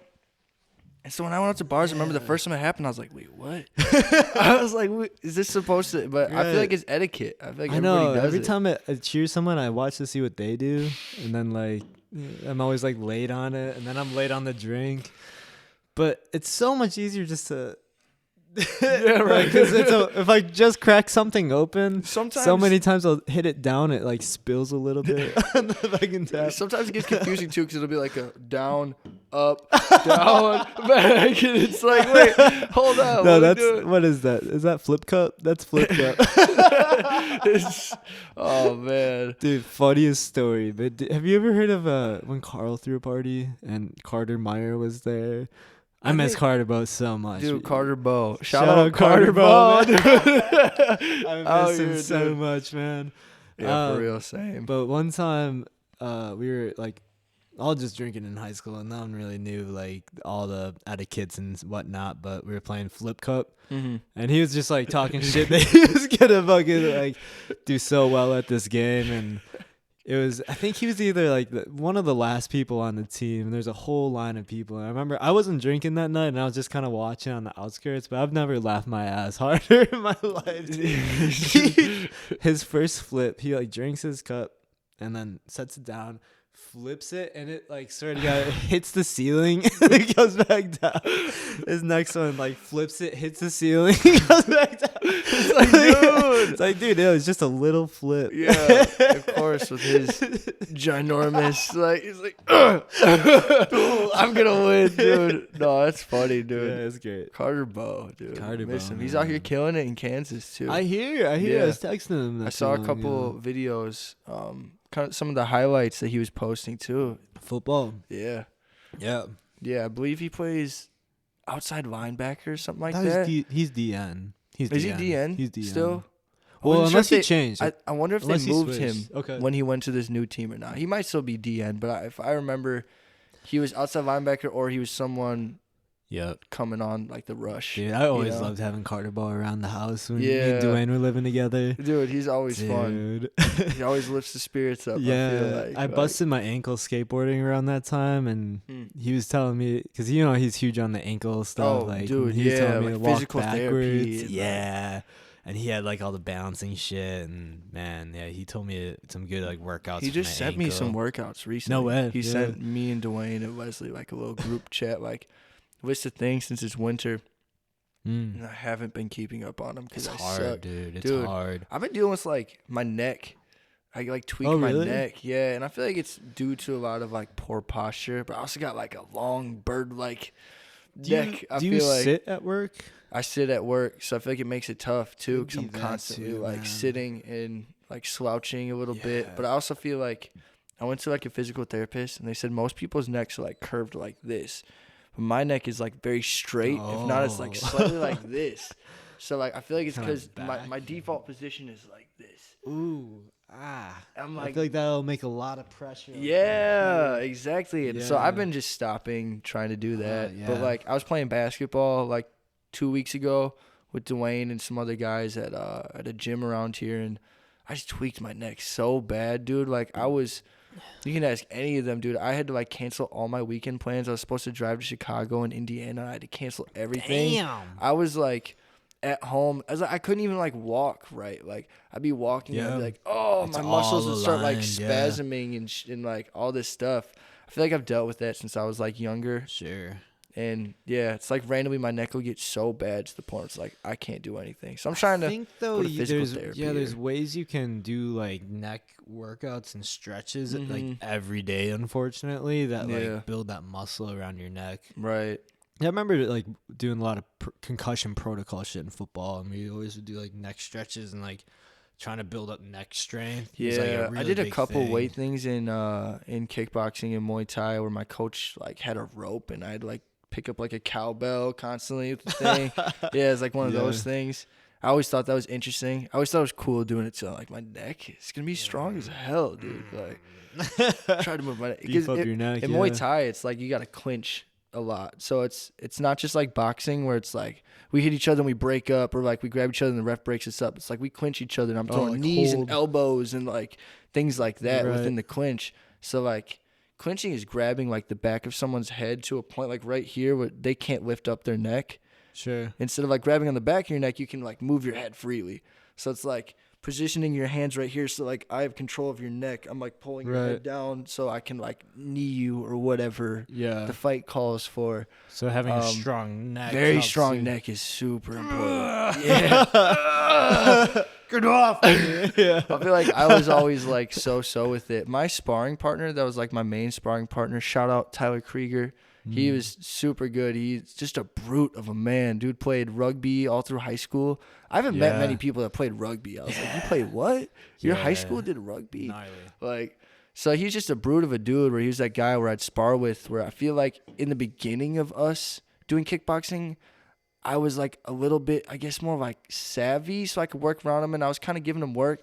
But like, you crack him with the right hand type thing. It's nothing more like, I don't even, discouraging than when you hit someone really hard and they just like keep coming forward and you're like, whoa, like I guess that didn't do it for you and I don't got that left. So he's just like that dude. He actually went on to compete in the tournament I talked about earlier. And I went out of it because they canceled the fight camp because they're like, hey, not enough people are showing up. He kept training on his own. I was like, screw it, I'm gonna do it on my own. And I was like, I didn't feel confident enough, I guess, to do it. I feel like I was maybe a little bit timid or scared. I was like, I wanted to come unprepared. Don't know what to expect. But he kept training, and they found out that he was still registered in it. And a month before, they started the fight camp up back just for him and like 2 other people that were in it still.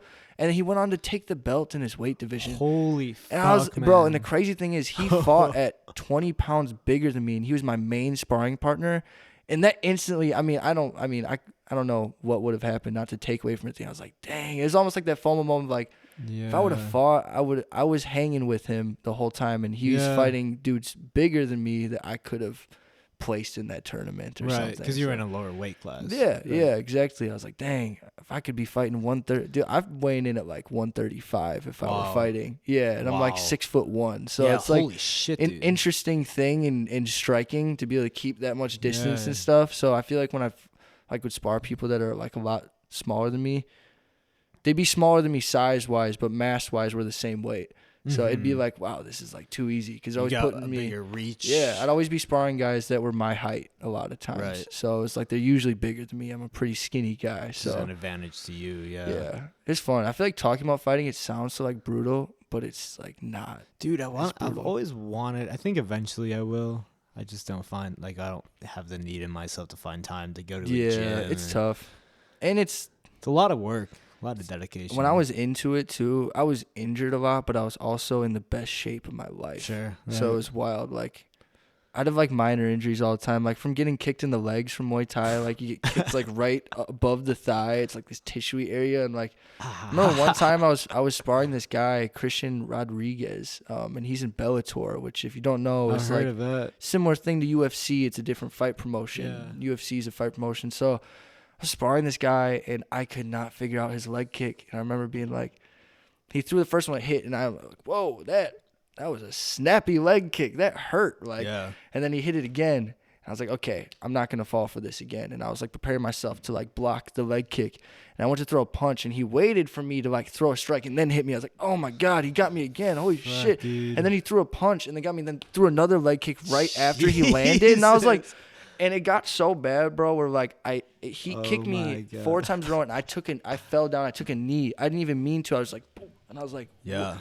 That was also a very like, that's a humbling thing, is like I physically couldn't stand up on that leg, and I just dropped. I was like, whoa, because like your muscles connected to the tendon there, and when you like strike that, it just like, oh boom, my God, it's like cuts your leg off for a second. It's weird. Yikes. Dude. Yeah. In kickboxing, you can't grapple though. There's no like on the ground. It's not on the ground, but like I said, it's clinch oriented. So like it's interesting because like I was in Muay Thai, which I feel like isn't like American kickboxing. American kickboxing incorporates a little bit more like karate. I feel like in Taekwondo, and a little bit more like jumpy, more spinning kicks and things like that. Muay Thai is more like, I'm going to punch you very hard. I'm going to elbow very hard. Everything's like very well technique. It's not as much flash. It's just like pretty straight technique. But it's got its own flares to it. And there is grappling. And it's weird because you'll get scored off. Like, I'll clinch someone. I'll throw them with a knee. But like, if you throw them to the ground or trip them, that's like a score. So it's not like to say penalty? that no, it's like a good thing. It's like you got points for sweeping them. Like if I had you in a clinch and I swept you off your feet, that's like similar to a takedown in like MMA. Okay. So it's like, boom, I just got you right there type thing. And they stand you back up and you keep going, but I'm up or whatever, you know? Right. So it's not grappling, but it incorporates a lot of grappling. Wow. So I did some grappling too, and I feel like doing Muay Thai helped me a lot. Already having that base, because I started doing grappling after Muay Thai, and I was like, wow. I feel like I'd be using Muay Thai techniques to throw grappling people off their game, because they didn't learn that. They're like, what is this? I'm like, I'm just doing like my bait. I'm just like trying to grab your neck. Come to my world. Yeah. You wish you had a strong neck right now. I bet you wish you did. Because you did track and football, right? Yeah, track and football. You do anything else too? I did lacrosse for 1 year. Dang. West Bend Rush. West Bend had lacrosse? Yeah, dude. It was like the first year we had a varsity team, and I was on my first year playing lacrosse ever. I just want to try it. And like, I thought I'd be pretty decent at it, having a football background and all that stuff. Right. But dude, it was nuts. It was so hard. Like a tough sport. I was watching these like highlights before, just hyping myself up, and I was like, dude, this like I could fucking do this so easy. Like these like dudes just running past all the defenders and just scoring. Dude, it's fucking hard. It seems super hard. Like, you got to catch it, too, with that little... Yeah, you got to catch it, and then, like, so you got to cradle it, which I didn't know. The stick, you know, you got to constantly, like, move cradle it, the ball so it doesn't fall out. So you're, like, jumbling it up like, kind of thing? Or? If you hold the stick with just a hard grip, the ball is going to fall out naturally just because, like, you're not, like, moving the momentum with it. So you got to kind of have it loose. And you got these gloves on, these elbow pads, like, helmet on. I'm like, oh, fuck, this is actually kind of hard. That sounds, like, really tough. Yeah, but I would like to hit people, though. It was cool. Just, like... Because I don't even know what goes into it. Would you just, like, smash into someone if they're going for a... Yeah, it was more like the ball or something. Shoulder base. It wasn't like below the waist kind of thing. Was there a lot of concussions in that sport then? You because could, of but it? not that I experienced. Dude, one time we were playing a JV game against who was it? It was like CMH. You know CMH, like super private school. No, I don't think so. They were. Does it stand for something? Really CMH? Good. Yeah, I think it was like a Catholic like private school kind of thing. Yeah, I'm not sure. But they were always so good at lacrosse, and we were playing. It was our JV team, and I was like in between JV and varsity. Nowhere near as good to be on like varsity, like starting at all. Like, and I was like starting on JV though, which is cool. Yeah, and maybe not so much. I didn't even like, towards the end, dude. I stopped going to practices because I would like tell my parents I was going to practice, and I would just go to my girlfriend's house because I was like, "Fuck this, screw this, fuck dude. this." It was getting all nice outside too, come like senior year spring, but. We were playing this JV game against their freshman 1 team is how we got matched up. And like, we thought like, so does that mean that you guys are like bad or something? It was a little mixture. We were bad and they were like really fucking good. Okay, right. And so like there's all their freshmen, and it just really boils down to like having an early middle school or even before that, like program and support in your community with the sport itself. Yeah. Whereas West Bend does have a pretty solid one now. I've heard the lacrosse team has actually done pretty well recently, really? But this is before that. Yeah. And we played that game, and I remember getting it. I was going around the arc, like where the it's kind of like hockey, right? I guess. Yeah. And I got the ball, and I just like cradled it once or twice, and I just whipped it. And it hits like the side goalpost and just like knocks right in the net. I was like, let's fucking go. Right. It was my 1 goal ever. And then we ended up losing the game 13-1. Oh my God, dude. Those are the worst. Dude. It was sick though, like first like possession of the whole game. Man. Yeah, the momentum was like skyrocket. I was like, let's. Yeah, because I feel like West Bend had like a really good baseball program for some reason. Like it was killer. But I played baseball as a kid, and I played on always teams that I had the worst luck in sports. I always played on the teams that lost like every game, and it was so annoying. But like I feel like maybe this is just me trying to be nice to myself, but I feel like I was usually one of the more athletic or like better people on the team. So it was always really frustrating too. Yeah, because I remember I got picked by the same baseball coach like 3 years in a row, and he was the worst coach in the league. All 3 years, and he kept picking me and my friend James Tucci kept playing for this team. James Tucci, yeah, you know James, for sure, Jamesy boy, shout out Jamesy. He's shout out James. He's been to some of your shows. He's at the Midcoast show that we both played at. Yeah, he's been to a couple of them. He's been showing up. I love James. Yeah, he's a good dude. I've known him since I was like super young, because his dad, believe it or not, was actually like the co-pastor at my church with my dad. Interesting. That's how we were family friends and all that stuff. Yeah, no, totally. It was super cool. But that being said, we were playing baseball, and I kept getting picked by the worst people. I remember was this high school or middle school? This is middle school. Okay, so I'm playing it's like the major leagues, and you get moved up to the junior leagues. And that's when I stopped, and I played a whole season. I wear glasses, but I didn't for a whole year.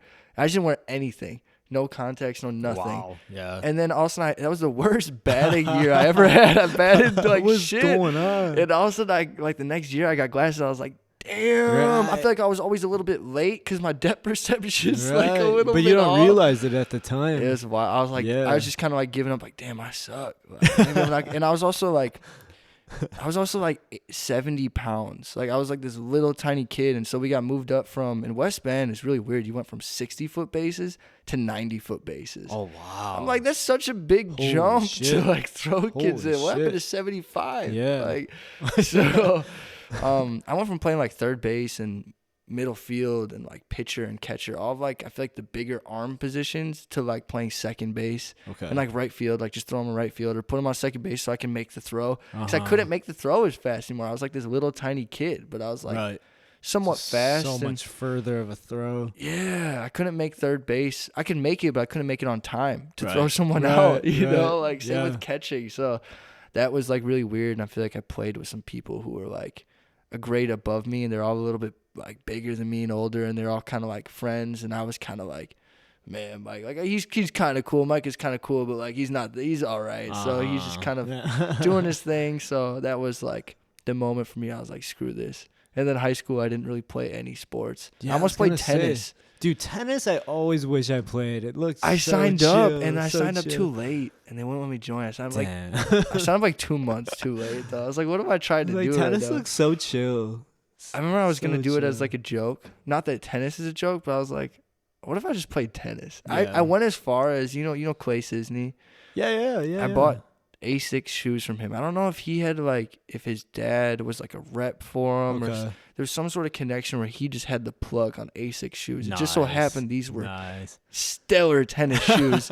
So I was like, let me cop some of those, dude, real quick. Made the exchange at school, $60 or something. I don't know, whatever. Yeah. And I had some tennis shoes, and I was so excited. I had to get like a physical, you know, like the normal things but before you're sports. Too late then? And then they're like, yeah, we can't actually put you in the season. I was like, what? I just got like a physical and like all this shit, dude. Like, what are you talking about? Just let you join. Dude. Yeah. Just let you join. So I play tennis from time to time at Regner Park. Dude, tennis is fun. I really don't know anything about tennis. It's really like, fun. Dude, the power behind a tennis racket and the ball is so crazy. Yeah, right. But all of a sudden, you just like people who don't play tennis. I think you just go to the tennis racket, you just hit it as hard as you can. And you're like, whoa! Like, just launch it. God, I'm good at tennis. Yeah. All the strength. Have you played pickleball before? Dude, I haven't. I think I played it in like gym class. Didn't we do it in like gym class or something like that? Probably. I think probably at a pickleball circuit. Yeah. There's a few different circuits that you could have done. I did summer gym. Okay, I did summer gym once too. Yeah. How did you like summer gym? Dude, it was fun. It was fun. It was sick. Did the earlier day session. Yeah. So kind of got out of the way. Yeah, I remember being like, I was a junior or senior at the time, and I was one of the only juniors and seniors there, along with a couple other people. So like, it was weird, but it was kind of cool too, because I was like, dude, it is fun. I had this edge on people all of a sudden. It's like when you play basketball, there'd be like sophomores versus me. I'm a senior. I'm like fucking trying to like go crazy. Like athletic. But one time we played kickball, and we were playing on the football field. And I was decent at kickball, but like, I've always been pretty good at kickball. I don't know, like as far as kickball goes. And, definitely. I'm up to kick, and all these people, they're pretty far out in the outfield. And we're on the football fields. There's a lot of room to work with here. I remember kicking it so far. It went like 20 yards past everybody's heads, and I got a home run just by running it, because I was like, damn, dude. Like, I felt like such a badass. I was like, yeah. You guys all. We all of a sudden, every time I go up to kick, they're all like, go back. I'm like, yeah.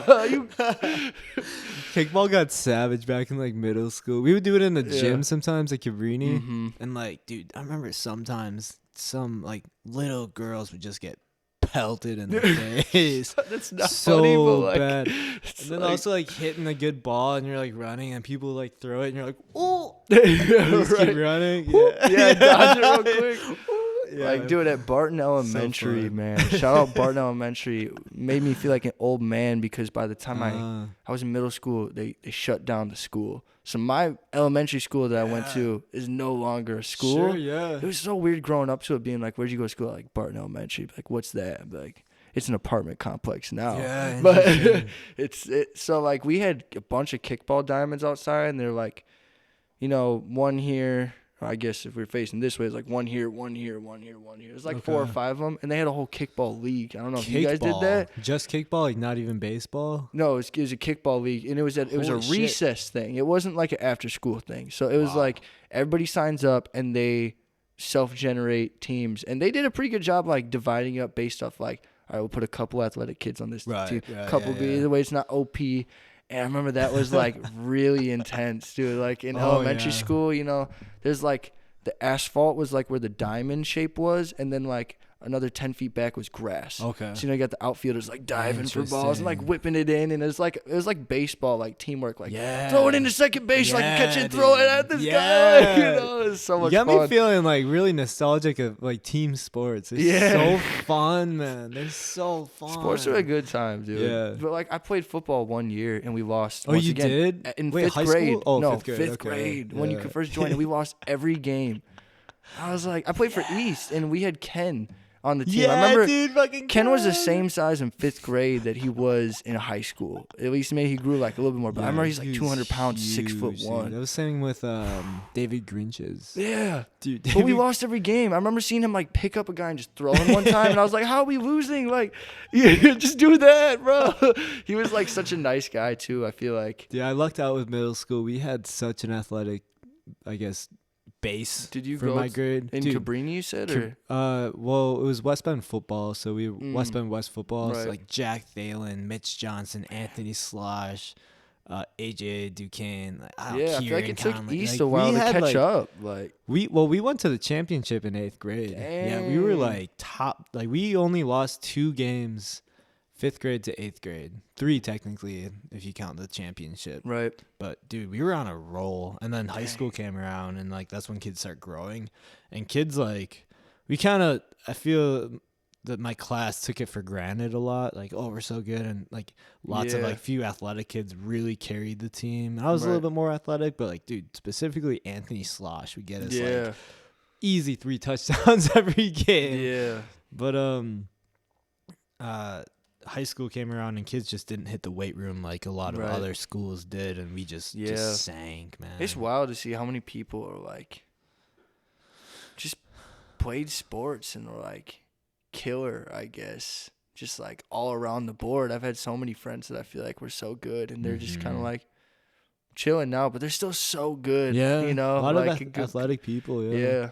But it's tough to uphold that. I always imagine like being a professional athlete, probably like, I mean, being a musician and content creator is hard enough, but like being a professional athlete, like you guys put your body through it, you know? You are like dependent on your physical ability to Yeah. make an income. It's Yeah. very If you get strange. injured, it's like, oh shit. Right. Yeah. Right. Like, it's a tough. lot of pressure. That was the thing with fighting that was a little bit scary to me, is like, it's also the fact that you're fighting. So it's like, I've heard a lot of really famous fighters talk about like, why am I going to like potentially get knocked out in front of all of my friends and family? You know, like that could happen. That's Right. the other end of the scale. But Yeah. at the same time, people do it because they love it. I mean, I love it too, but I guess I don't love knocking people out. That's not like what I'm in it's it part for. of the sport though. Yeah, You but, sign up like, for it.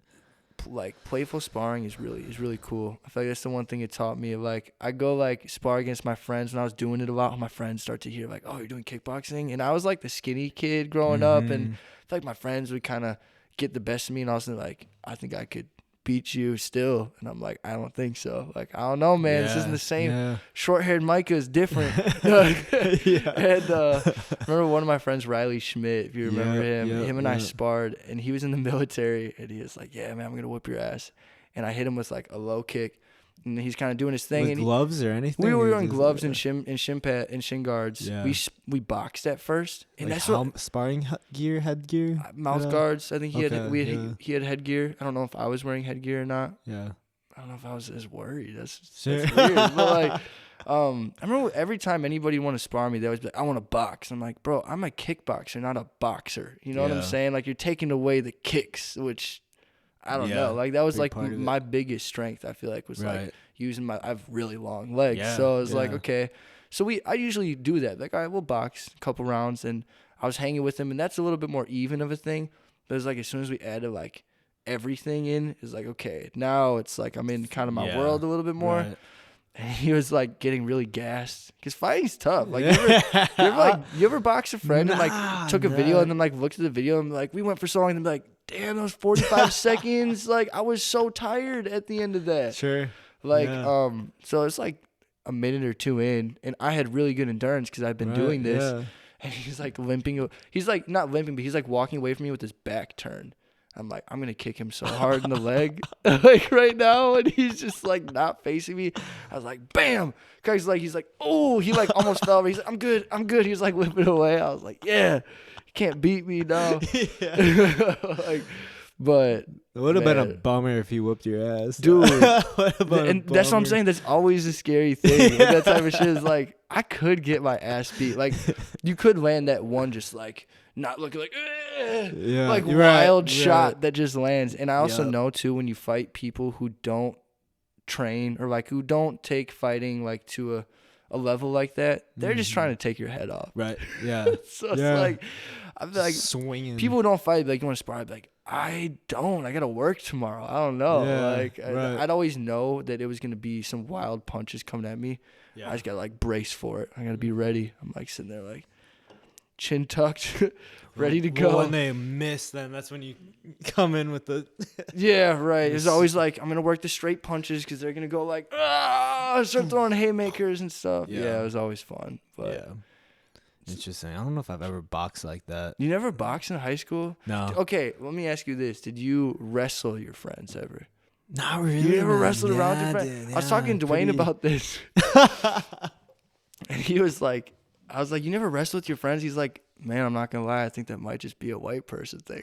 I was like, maybe. Who knows? Because, like, I know a lot of like my roommates, like Dylan and Isaac that we used to live with. They would wrestle all the time. I don't know. It's interesting. Dwayne's like, no, I boxed. I was like, damn, I feel like I never boxed growing up. It was always like my friend Riley and I get into it, and I just like randomly tackle him to the ground. We just start like throwing each other around. Even like elementary school, I'd go over to like kid's house and we just like wrestle it out for like an hour straight. I was like amazed that other people didn't do that. Me and my brother would, but like once we grew older, it just kind of stopped.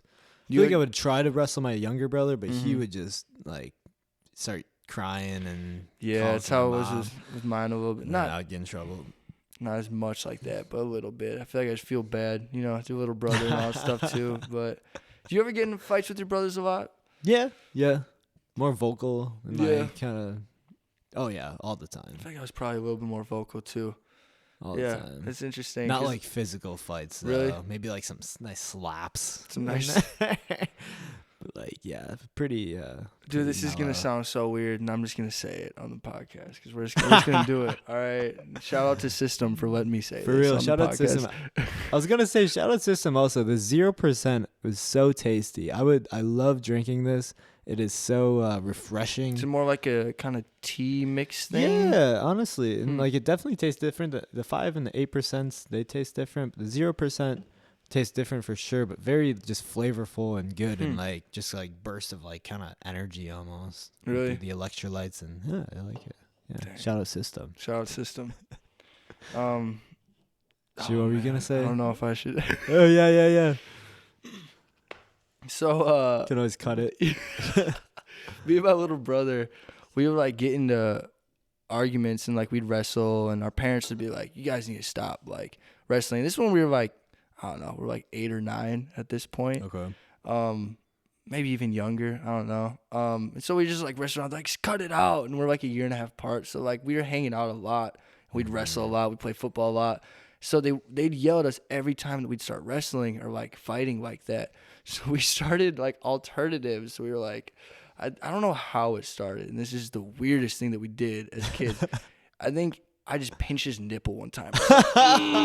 And then it just became like nipple pinching wars. But it was probably like really unhealthy as a kid. Like I remember titty twisters. Yeah, it's like you like I'd walk up to him, but it was like stupid because we had like it's like a martial arts. Like there's the light arts and there's the dark arts. Sure, so there's the light arts, which is where like I come up to you in like a nonchalant, friendly-ish way. We're not looking at like pinch you real quick and it's over, and it's not like I'm like embarrassing. And the dark arts is like when you were pissed, and you start like like looking at him, no just like stop, holding it, just like my nipple. Fuck, dude. Me and my brothers, man. I think, would do like bean dips for a little bit. What are bean dips? Like I've never heard that before. Bean dips are playful in the way you could do them like just to a friend, just like walking by them, and if they're going like this, you could just bean dip. Oh, okay, okay. But my brother and I would just like bean dip, just like fucking like going into it. I remember my brother pinning me down and just like hitting me in like where it kind of tickles, but also like kind of hurts. I have memories of like, because I had 3 siblings, and like my siblings, I feel like we do this to each other at times. They'd like hold me down, and all of them would tickle me, like to the point where it's like so painful. I'm like like, pee in your pants. Yeah, I'm like, I hate you.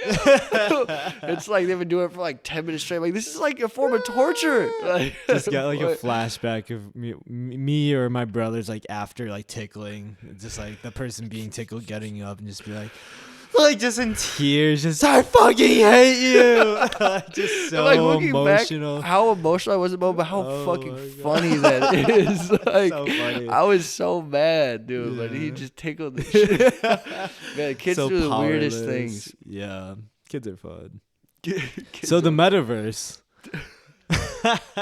Didn't want to get into that. Whoa.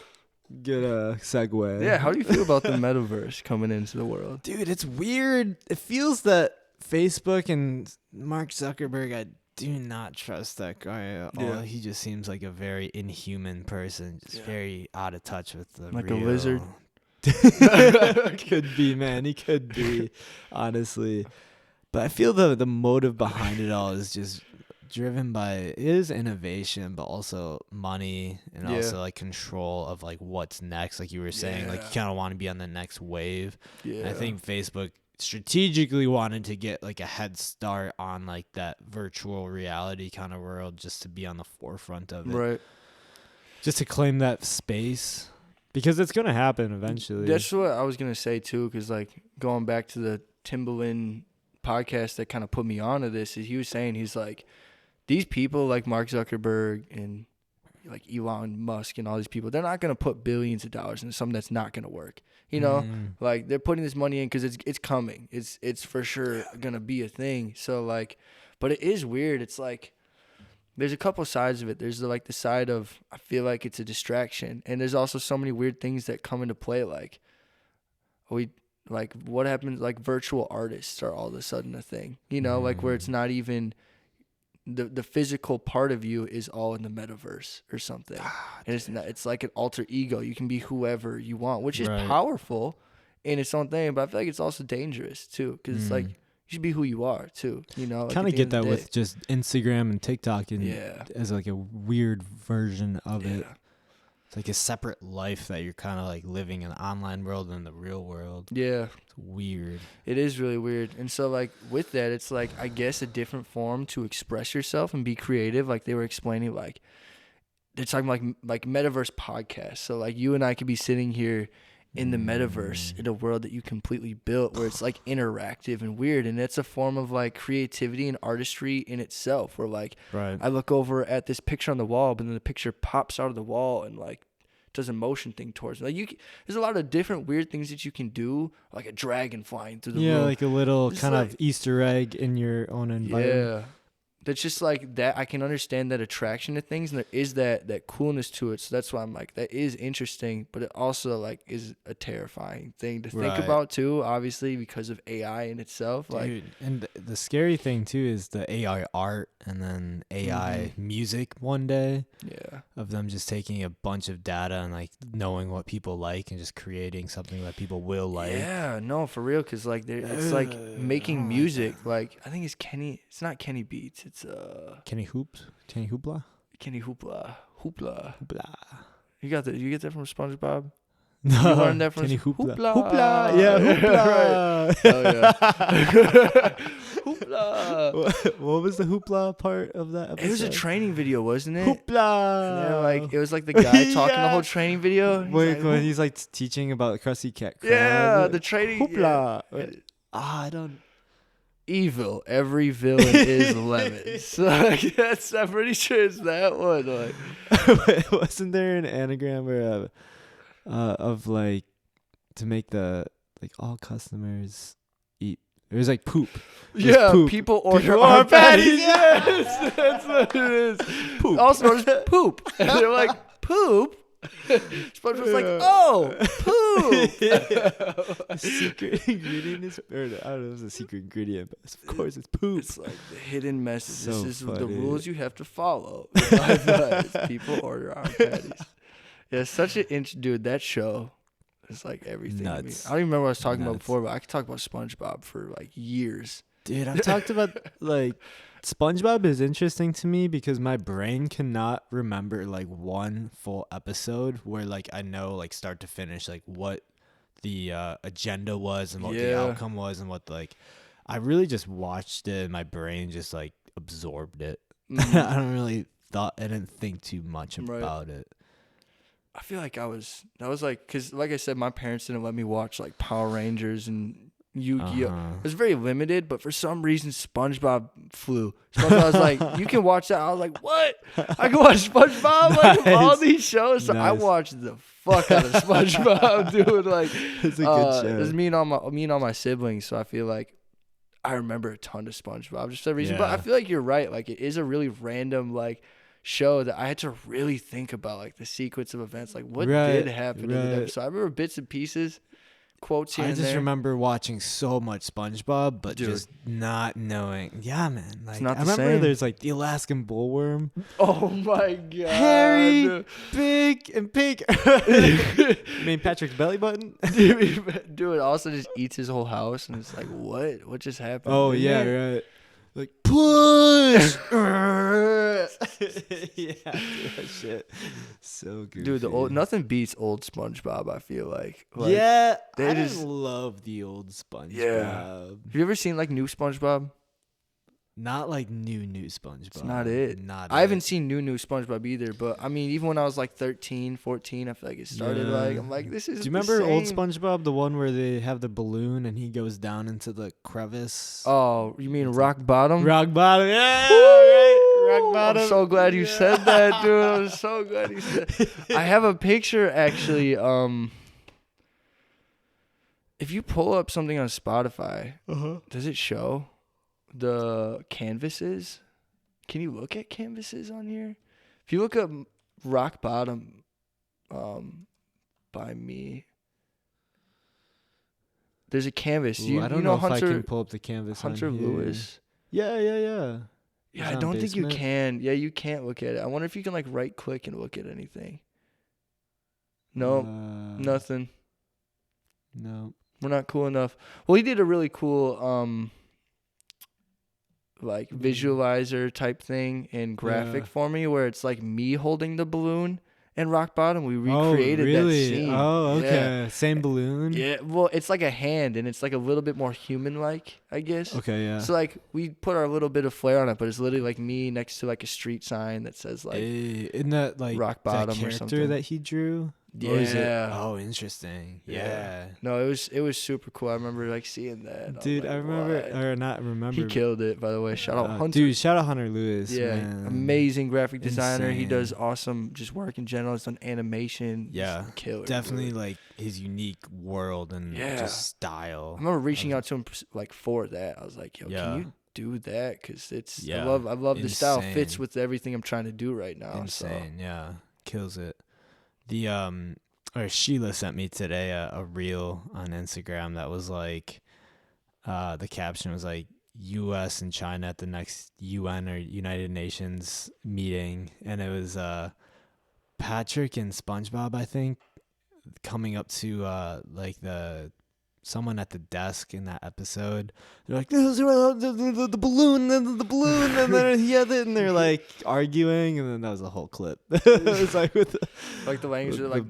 yeah, the I- balloon, yeah. Yeah. But funny, the weird thing is like they spent out like some candies or something. It was like shaped in the form of like the gloves. That was like the hand. Like everything was just Yeah. weird in that realm. I It's always so felt like funny. that candy tasted really good. Probably. Yeah. But I remember him spitting out like, "Puh, puh." It's Ah, like it was like true. gloves or something. Glove flavor. And the road that just goes like straight down and in there. It's like we're at rock bottom. Yeah. Dude, yeah, because I remember when I wrote that song, and I was like, what if we did a play on that, like rock Yeah. bottom, and it was just kind of me doing that, and he killed that design. But Bikini bottom. I to want to rock reference more bottom. SpongeBob in my music.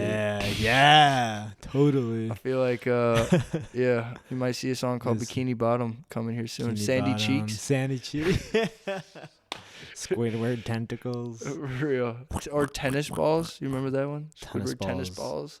No. I was calling them tennis balls. I don't know. As a little diss to Squidward. Yeah, right. Tennis balls. It's tentacles. You kept yelling like, SpongeBob. I gotta go to the bathroom real quick. For sure. I'm gonna grab a nose. Glouncer. Oh. How we doing, everybody? Happy Valentine's Day. It is currently February 15th. I had a really nice afternoon with my girlfriend, and I hope you guys spent it with loved ones, and yeah, hanging in there. Shout out System. These things are actually really good. I met the one of the co-founders of this seltzer at the Boone and Crockett the other weekend, and we were talking about these seltzers, and he was kind enough to drop some off and for some podcast drinks. So shout out Matt of System Seltzers. They are very delicious and electrolyte charged. the very first electrolyte charged seltzer. I'm feeling very good after drinking these. I've been drinking a few this week and here and there, and yeah, perfect drink to cure your thirst as well as your buzz. And I mentioned before, but they come in packs of 0%, 5%, and 8% for just a big party pack. So choose what you want and get your party started with System Seltzers. Wisconsin, born and brewed. Very tasty. Definitely one of my favorite seltzers. I've definitely had a handful of seltzers in my college time, especially after the seltzer explosion. White Claw, Press, Truly. I've tried a lot of them. I like White Claw, but these systems are actually very, very tasty. Naturally gluten-free too, 0% juice. Wow, I like the sound of that.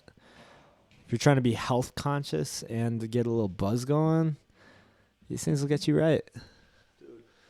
This will get you real right. I love the way they make me feel. They make you feel good, right? Reminds me of, like, you ever had hard kombucha? I think I have, but it doesn't taste really like know. it. I don't really at love all. kombucha. Yeah, it doesn't taste like it. So So those of you sour. who don't like kombucha, don't feel discouraged to have a system. It's a cool, refreshing nice, drink. Nice. But kombucha, like, I feel like drinking hard kombucha, I don't get that, like, little bit of letdown. And I feel like this is similar, probably because of the electrolytes. I don't know, but feels Kinda good. keeps your body up and going. Yeah, it doesn't put me down as much. Back and forth.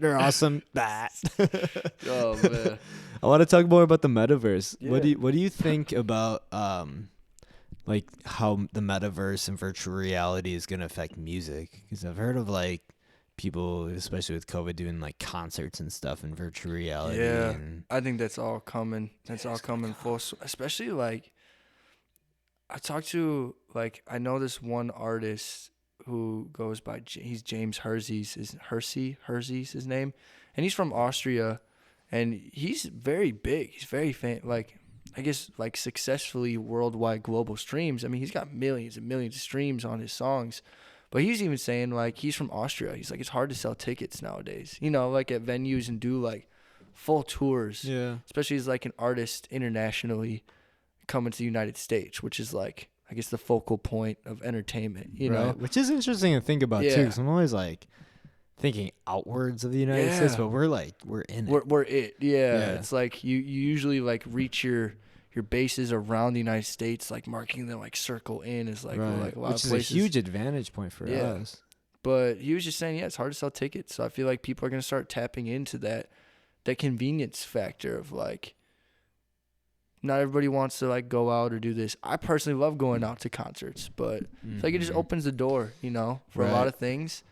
That being said, I don't know, like, I guess it's really hard to say, but I feel like my worry is it could oversaturate, like, legitness or, like, legit artists that are, like, really good performers live. It might enable things that aren't able to happen in, like, a normal live setting in music, that you can look maybe better than you can. I guess that's my only fear. Because I feel like that's, like, the progression of music in general is, like, we're kind of going away from, like, you just pick up an instrument and learn to play it really well. And, like, that's how you do it. And you got to, like, play live and then the record label sees you. It's more like you do this fabricated shit on the internet and then the label is like, oh, we can sell this. Right. And picks it up. So as long as you can sell tickets, it doesn't matter what it's you just going do. further away from that, which I Yeah. don't know if that's better or worse. I don't know. think it's so saturated too as far as musicians go. Like there's so many talented musicians out there in the world, and it's like what sets you apart. And I think that would be like what you do online and what your brand is and what you stand for and believe and you as a person. It all kind of ties into one thing. Outside of music too. Yeah. That's kind of how I've been looking at it with like, for sure, Social Sig as just a big brand, but also with the podcast. Like I want to be able to do like, just push Social Sig as my brand, whether it's like music, podcast, merch, anything else that I'm into, you know. Maybe have a skate team one day. Yeah, different outlets. Some shit. Yeah. Yeah, no, I think that's like super important to have too, because like if it's just music, like most of the times it's not always gonna shake. Like I'd love to do a lot of other things, but I just specifically feel like music is maybe the way to get me there. You know, like I'd love to do some acting and other things like that. Sure, but like right now, I was buckled on music because that's like my thing. You know, but and you can intertwine that with your music too, which is really sweet. I feel like it gives you opportunities to do stuff like that as long as you keep buckling down with something. I feel like a lot of things create themselves. A lot of people, I feel like, try and create those things before they're like ready. They don't have step 1 done, but they want to be at step 10, you know, right away. So it's like it's really important to just like start with the foundation, and like you said, you're kind of building things as you go. It's not like you like maybe, at least I don't think you just thought of Social Sake and like, I'm gonna have a podcast and this and that and that. These are things that like along the way you're kind of like, I have my hand in a few different things that I love, but it's cool to have all my eggs in one basket. Yeah, right. Kind of thing.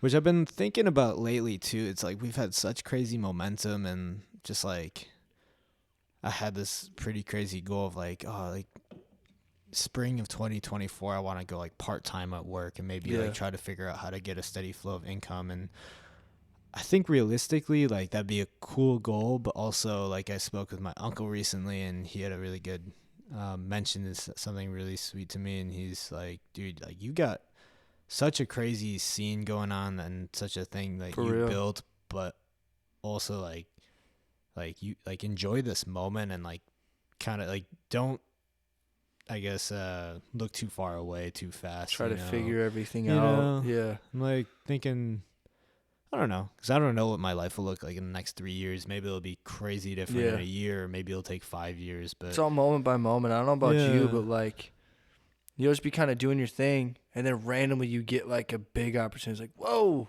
that was super cool. But it's not like, you know, you can't ever plan for things to come along the way. So I think, like he said, it is important just to kind of be there in the moment, because those things are coming. Yeah, you know, he's like, they're coming. Like, don't like waste away these moments at all. You know. Yeah, it is really cool. Yeah, but it's hard to be present these days. Yeah, it goes by so fast. Yeah, especially with like kind of dipping back into like the metaverse and all these different things you talking about, like want to go part-time at work. I mean, that's something that I feel like part-time or just go like full-time music. I mean, that's like, you know, I feel like it's everybody's pursuing music's like goal is to just make it like their means of living. And the industry's changed. I mean, it's different. Like they talked about like back in the day, you know, you used to produce a song and you get a huge check for producing that song. Now it's not like quite that simple. It's different. It's spread out. And the streaming age has given us advantages and disadvantages. But it's not that it's disadvantages. We just need to learn how to adapt as artists and figure out the industry. So they're talking about like NFTs a lot. And I don't know a whole lot about NFTs. I've looked into it, and it's like, it's interesting. And I don't think it's a perfect system, but I think it's a system that could be developed over time. And it was created for content creators to get their full share of revenue. Because from what I understand, it's like if you sell something to someone, if I'm like, hey, you can use my song. Now, if they sell it and they make a ton of money on it, I will always be fathered into that deal. So I'm always getting a portion. It's just a way of like, you can't just like profit off of my whole image and sound or whatever. Every time you make money, you have to pay me money because it came from me. That's like the deal. Right. So it's just like interesting things like that, and how to break into that more like free market rather than the controlled market of like Spotify and Apple Music and I guess even SoundCloud and stuff. It's like breaking into like, okay, well, I'm selling this. You guys can buy it if you want, and you should do it because it's going straight to me and nobody else. Right. You know, like I'm retaining that, and I feel like that's kind of the route that we got to, artists kind of have to adapt to, is just finding those alternate routes, whether it's like Patreons or like Patreon would be NFTs or, I mean, Bandcamp too, but I feel like it's just like a compilation of all of that. You got to get your revenue from like a lot of different areas nowadays. Right. It's not that big. I produced a hit thing. Yeah, like $500K. Totally. Yeah, so it'll be savvy. I don't know. That's what I'm thinking with the podcast too. Like, I want to grow this thing to where I have like sponsorships and advertisements. I guess that's the same thing, but maybe. Yeah, I mean. This is a start for sure. But, you know, it's like the exponential growth too, you know, because like once things are going and going, it's like you see the streaming revenues as like half of a cent per stream and all of this, crazy stuff. And it's like, I'm not getting paid. And that is true. But over the course of times, my logic is I put out 100 songs and I put in the time and effort to market it. 10 years from now, things should be, 5 years from now, hopefully 2 years from now, a year from now, they should be doing a lot better. And I've noticed that even since I started, I had a song Closure do really well, and ever since then it's just kind of been exponential growth, and it's just been consistent, and it's like giving you that platform. So it's weird how it works, but it's something you just gotta like stick to and just kind of. I don't want to say trust the system, because if you trust the system, you'll get swept up in the system. I'm saying I think now it's so doable to make your own path, and I've been having conversations of just with about people signing to labels, and the benefits of being with a label are pretty sweet as far as having a whole team in place to help you out with there's a marketing person you can reach out to, there's a graphic designer, there's a PR person, there's all these assets you can reach out to really easily as an artist signed to a label. Right. Whereas an independent artist, you kind of got to build your own teams from scratch, which I think is doable, man. I think it's really doable. I think it's doable because they're doing the same things. The only thing that they have that I guess independent artists don't have is that moolah, that and connections. Capital. Yeah, exactly. So, as long as you just don't get in your own way and just give yourself the time to make those connections, and if I were taking music day by day, if I'm not blown up next year, I'm not gonna do it, then I wouldn't be doing music, it's one of those things that I understand it's a process, it's one of those things. It's hey, I'm gonna work hard now so that way it's not so I can not work hard later, but so I can work hard at doing what I like later, I always have to work hard. I feel I believe in that. I like working hard at what I do, I feel some people just want to work to never work again, but that's not necessarily enjoy the work. Yeah. I just want to live through the thing that I enjoy, doing working wise. So it's tough. It's the right way to live, I think.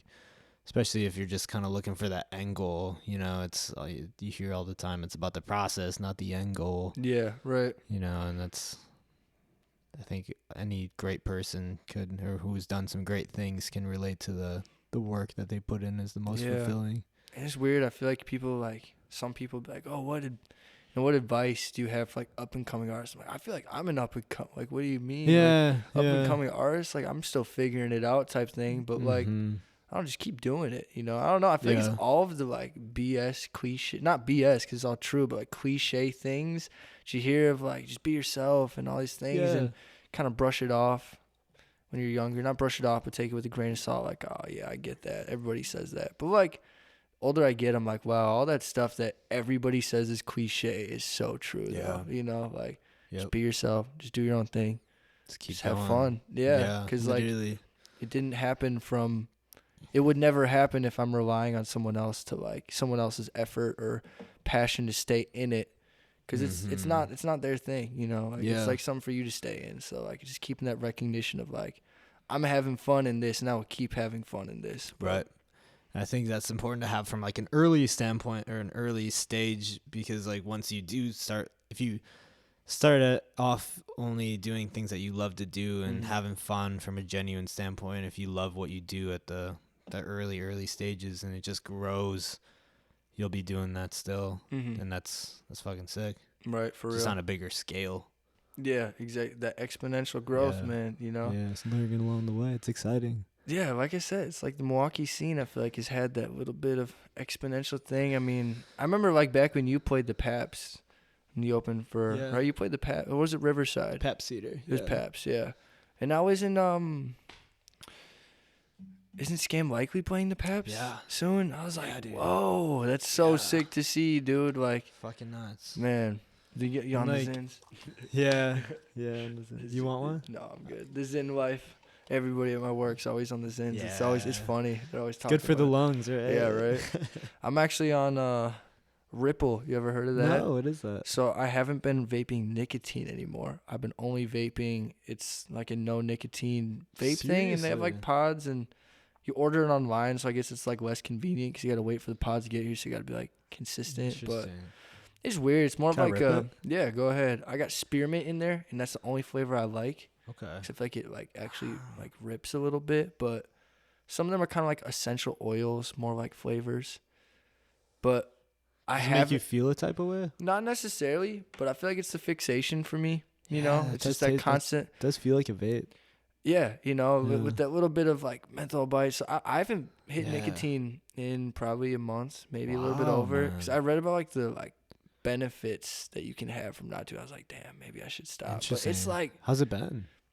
It's good. It's good now. I feel like I get a little moody sometimes every now and again. I'm like, damn, I was tripping. But I feel like it's kind of starting to plateau a little bit and leveling out. But it's more so wild. I feel like it's not that I notice necessarily what it's like to be without it. It's just that I notice that I'm not craving it anymore. You know, that was the biggest thing. It got to the point where like I'd have conversations with people.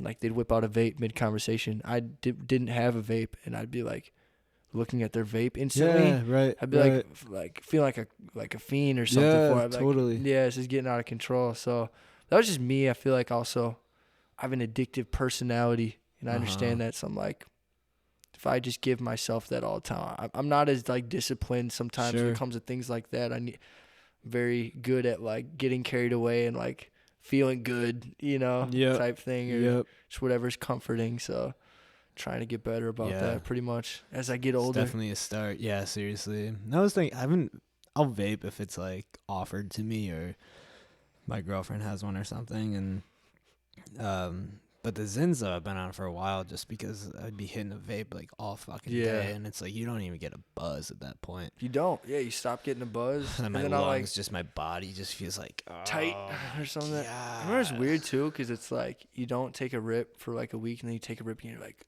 holy cow. Like I was just like in this state all the time and I didn't even know it, you know, type thing. So I was like dependent on this, but now I feel like crazy. Like what was I doing before? Right. But yeah, how does it feel like? Was it like weird? Because you said you don't vape and you don't smoke cigs anymore, right? I'll smoke a cigarette. A social cig?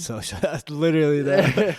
If I'm at like Mad Planet like the other weekend, I went out to the back and just like walked around and just asked someone if I could bum a cig. Yeah, I'll have a social cig. And I'll be talking with them and like, shit, this is this is what it's all about, baby. This is what I fucking live for. You guys don't know, but you're currently in my world. Like, no, I was just gonna say comes with the job title. I was just gonna say it's interesting, like not smoking, but like I guess you socially smoke with the name, but I don't really honestly like associate social cig with like cigarettes on my day-to-day until like really think about it. Yeah, I feel like it's more just like the nostalgic overall. Like everybody's had that social cig moment. Oh, for sure. You know, which is a cool thing. Good conversations. Yeah, I feel like some of my best conversations are like around like an outside patio table or something, smoking a cig, and I'm like, we've been out here for 2 hours, dude. Yeah, just keep smoking. Like, keep chain smoking.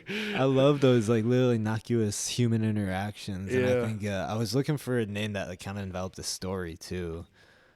It's like everyone's kind of can attach the name social cig with something positive, other than damaging your lungs, I guess. Right. But just good memories and like being happy, I guess. Because like I remember I had a full conversation for probably like over an hour with this guy, and I was, you know, intoxicated for sure. We're just like going through it. We're chain smoking cigs. But even I was like, wait, what's your name again? Yeah, like, I don't even know if I got your name, bro. We just like going crazy. Right. Some deep ass connections right if there. We didn't have that pack of smokes there, we would have just been like, we should probably go inside. Right. Huh? Straight up. Like, hell no, we got a full pack here, buddy. Got some work to put in. Yeah. That's what it's about. One time I went to Tennessee to record Closure, like the EP I was working on. I think I was recording on Popular Opinion, or Ecstasy was the song I was doing at the time. And I didn't really smoke cigs like that, but I socially smoked cigs when I went to Tennessee to hang out with my guy Matt. So he bought a pack for that reason. He hadn't been smoking either, but we both were the impression that like when we're with each other, like he's gonna want to smoke, and I was like, oh, well, he's gonna want to smoke. So we found out now, like, neither of us really wanted to smoke the cigs, but we smoked so many cigs, I don't even think I could really sing that trip. Like, my voice is just, like, shot the whole trip. And I mean, it was a fun time. Don't get me wrong. So wait, but you didn't want to smoke cigs either? yeah, I was like, what? He's like, Fuck. yeah, I hadn't smoked cigs like in 4 months. I just bought the pack because you were coming. I'm like, what the fuck, bro? Like, I thought I had to. Like, I was like, I ain't gonna be a Sally here. I'm one of my friends. Like, it's crazy, dude. He buys a pack. You show up with a pack. Hey! I think we tried like CBD cigs for a while too, Yeah. and I like CBD cigs, but then I just like would go to work smell like weed. I'm like, I didn't even smoke weed, but I smell like loud. Totally. Right now. These people are looking at me. Totally. Like, Do you mess with CBD or like Delta 10 or Delta 9 or yeah, anything I like that? it. I like Delta products, but I'm weary about it too. I don't know. I feel like I'm weary about anything just like man-made in that realm. Sure, yeah. Maybe that's just because I'm more of an all natural kind of guy. Sure, yeah. You know, but I don't know, like carts and all that kind of stuff. Yeah, carts. I got a little bit into it, but I feel like everybody got huge into carts, and it's like if someone's like smoking, they're ripping like a Delta cart or like go to like a dispensary and get a cart. I was never very big on carts. Yeah. It's just like, I don't know. I feel like this is almost too convenient. Right. To the point where, it's, again, I have an addictive personality. I'm like, I don't need to be like sitting here just like ripping this like a vape all the time because it turns into that. My tolerance is like, yeah. But I really like day. CBD like for purposes of like just what it's for. Like I like CBD like cream, like lotion stuff. Sure, that's yeah. like really helps with like recovery and that on your muscles and neck. stuff.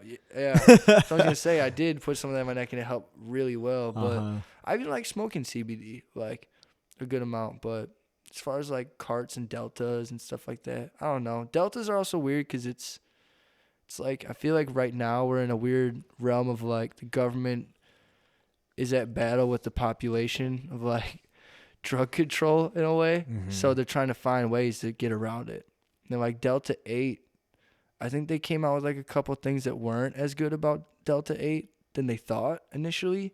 I guess those are the things that scare me in that realm of like it is chemically derived. It's like pulled from and it's extracted. So how do we know that just that form of things isn't gonna like some people will smoke Delta 8 and have like a really weird psychological, like they'll go bonkers. It's like they smoked like PCP or some shit. Like they just start like talking themselves and going crazy. I remember one time I smoked a little bit of Delta 8 and it was like a little bit. We smoked like it was like a pre-rolled cone or something. It was like this much. I had to stop. And like that's not like me. Usually, you know, I was like, whoa, bro, I can't even like this is something else. I don't know. It's chemically derived. It's like sometimes I feel like K2 and stuff like that. Like I get nervous about stuff like that just because like the health stuff. So I don't know. Are you? I've had the Delta 10 gummies. Delta 10. I don't really. I've heard it's like safer. CBD, like smoked Delta or CBD, but the gummies, I'll take one of those and I'll get like ripped. Dude, I used to like take CBD gummies. You buy like a whole pack and like screw it. Let's try like eating the whole bag and shit. Like I need to go to sleep. Yeah, like it just makes me tired. I feel great. Well, the Delta 10s, like I cannot sleep off those if I take one at like 8 p.m. Because you're like wired I'm or up. Yeah. See, that's what I'm saying. There's weird, different. Yeah. I feel like with weed though, sometimes too, I'll like. Well, I don't know. I sleep pretty good with smoking weed, but like, if I smoke, I don't know. My brain is usually just like thinking about like introspective shit and other creative shit. Yeah, I try not to like smoke too much before doing crazy social things. Yeah, because then I'll be like kind of looking over my shoulder. Yeah. Oh yeah. Not looking paranoia. Yeah, I've noticed it more as like I get older for sure too. I don't know about you. I'm like, well, dude, at the Dwayne's last show at Cactus Club. Yeah. I like popped a Delta 10 gummy like after the first performer, or maybe it was like during Dwayne's set. Yeah. And towards the end, dude, I was like fucking ripped. Like didn't want to really talk with anybody. You're like, I'm good. Yeah. Bro. That after party was funny. Yeah, I was like, you want to come over? Fun, dude. We got to do that more often. Yeah, it was a lot of fun. It was cool because like there was a lot of people that were there for the first time. Kind of thing. Like we've hung out, and you know, you and Dwayne have obviously hung out plenty. But like it was cool seeing Davey there, and yep. Shout out Davey. Shout out Davey. Man, I saw him at a party in River West recently. I was like, "What the fuck are you doing here, man?" And Really? he's like, "I don't know anybody here." I haven't talked to him since, and dude, he's such he's a chill so dude. good to run Yeah. into, man. We have the best conversations. He's so He's a so fun guy to dope. talk to Definitely. for sure. Yeah. And it was funny because like there was like I was kind of sitting over there talking to you, and like Nick eventually came over, but all of a sudden you like look over and it was like all these like it was like Dwayne and like Hagen Bros and like Key Lime and Fred, and they're all like in the hip hop scene, so they're all playing like beats with each other, and they're all like damn near like I don't want to say ciphering because there's nothing competitive, but like they're all just like staying in a group, and like Dwayne just like humming, and it's like Dude, they were playing some fire ass beats, going crazy, dude. Fire ass. They were in it, and I was just looking on the I outside. was Like, this is texting Nick lit. about that, and he was like, "Dude, at one point, I remember being in the kitchen and just looking over, and there's like 8 people just standing around, just rusted, dude. Yeah. Like it was a fun. Vibe. It was a vibe. I guess a little unveil that night, Hagen Bros, because they're like, "Oh, let's do a song," and I think we were all just like super tired from the night. Like Dwayne was like, "I am pretty gassed, bro. I'm not gonna lie." And they were trying to do a song, and like I'd love to do a song with all those people, but we decided to kind of call it that night. But they ended up when I wasn't looking because my computer was down there. And they uploaded, like, they opened up, like, Logic on my computer. And, like, they were going to make a song for a second. I wasn't really part of the conversation yet. And they, like, uploaded a whole beat onto my computer. And they put, like, the tempo in there and the key and everything. Shit. And they were, like, playing it, I remember. And then it never, like, actually took place. So now I was like, the next day nobody's there, and I was like listening to that beat with Dwayne. I was like, so like we should probably do a song to this then, right? You know, you think we should just like put something on it and like ship it to them and see what it is? Yeah. And so I actually like just finished my part on that like yesterday, and he's doing something to it as well. Nice. So I'm excited because that was like a happy little those dudes are like go getters too. Like So you can good. just tell that those dudes are just hustling. They like working. live for the music. I guess they like they're bigger because like social media, you know, kind of seem like this underground world. But I was talking to Key Lime and some of those guys. They were saying like they're bigger on like Reddit and stuff like that. Like Interesting. They've had like came out with like sample packs and different things like that. So that's like a super cool thing. Interesting. I'm definitely trying to. Key Lime is dope. Yeah, he's dope. Yeah, did you get to talk to Key Lime? Yeah, talked to him for a little bit. Key Lime's super sick. He's one of those people too. He also gives like very good energy. I feel like some people are like when they're showing music, they're kind of like. It could be awkward. He's very confident. Very confident and very just like looks at you and is like vibing with you type thing. And I really like that. It's really cool. I feel like a personality like that in the producing world, like man, like that would take you far, man. Yeah, because I don't know about you, but like as an artist, nothing feels better than like someone who just enjoys music. Because like I guess nothing feels worse than someone who doesn't enjoy your music and you have to make music with them. And it's like, well, I don't want to do this. But someone who can get into anything and just find happiness and just making music, like it's a cool thing. And like encouraging people and getting the going. Best out of everybody kind of thing. That's why I like Jake. I love working with Jake. Man, exactly. He's always been that for me. Like I'll like do a good take and I'll think that's a good take, but then he'll turn back, dang man, I'm like, whoa, that was a good take. Right, you know, right. Like that, another like being by yourself and be like, was that good? And overthinking. A voice of reason. Yeah. It's always positive, but also realistic. But sometimes he'll be like, that was great. And I'm like, that fucking sucked, Jake. What were you listening to? Like, do you hear how flat I was? Like, oh, my bad. No, I love working with just like people who support the vision that are part of like making your process a thing. Because that's the most important thing in being a producer and I guess engineer is just being able to work with, being able to bring out the person from the person, you know? Without putting like your ego and like your input too much into the art itself. Because it's pretty easy. I feel like to and just texting with Jake. I want to work with him to do some Social Sig songs coming up here. Are you thinking of making the move of recording with the Bean Master, the Bean Lord? Yeah, man. I want to work with Jake just because he's just such a good vibe. Yeah. And, like, just always have had dope like, just a dope Not dude. to say, dude, if you're, like, dope interactions, this and that, but quality. Holy cow. He is so good. Like, and I've worked with some really amazing people, and I'm not saying anybody's better or worse, but he's just got a really good ear, and he's really good at, like, I mean, we recorded all my shit in my, like, living room, you know? Like, we're not going to as nice of facilities anymore. He's really good at rolling with the Which punches is like, and yeah, having fun. I feel like that's what music Yeah. is, you know?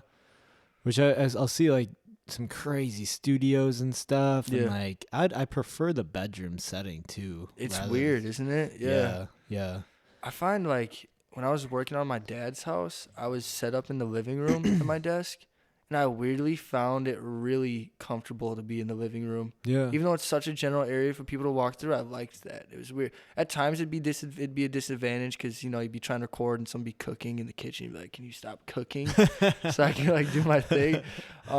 But it's just something about being in the center of the house and not being necessarily tucked away in a room sometimes. And like Jake went to Arkansas for a couple weeks to work on a project with this guy. Yep. And that's when I took my setup downstairs, and I felt so like empowered again just to be sitting at my desk in the living room and just like have a mic sitting right there, and I just like hit spacebar and turn, and it felt good. And I feel like I got a lot of cool stuff out of it. I love that style of recording because you just like, if you get a shitty take, because I'm always like sitting at my literally right here in guitar and just doing multiple takes until I get the right one. Whereas if I'm at a recording studio, and we've done 3 songs off Cheesehead was like full band in the studio, and like for whatever reason, like it's just I'm just such a perfectionist, and I think you can agree as far as like getting that right take. Yeah. Rather than just like, I feel bad, like I'm taking up like time, and it's like a time session. And it's like, I know maybe you think that it's good, but like,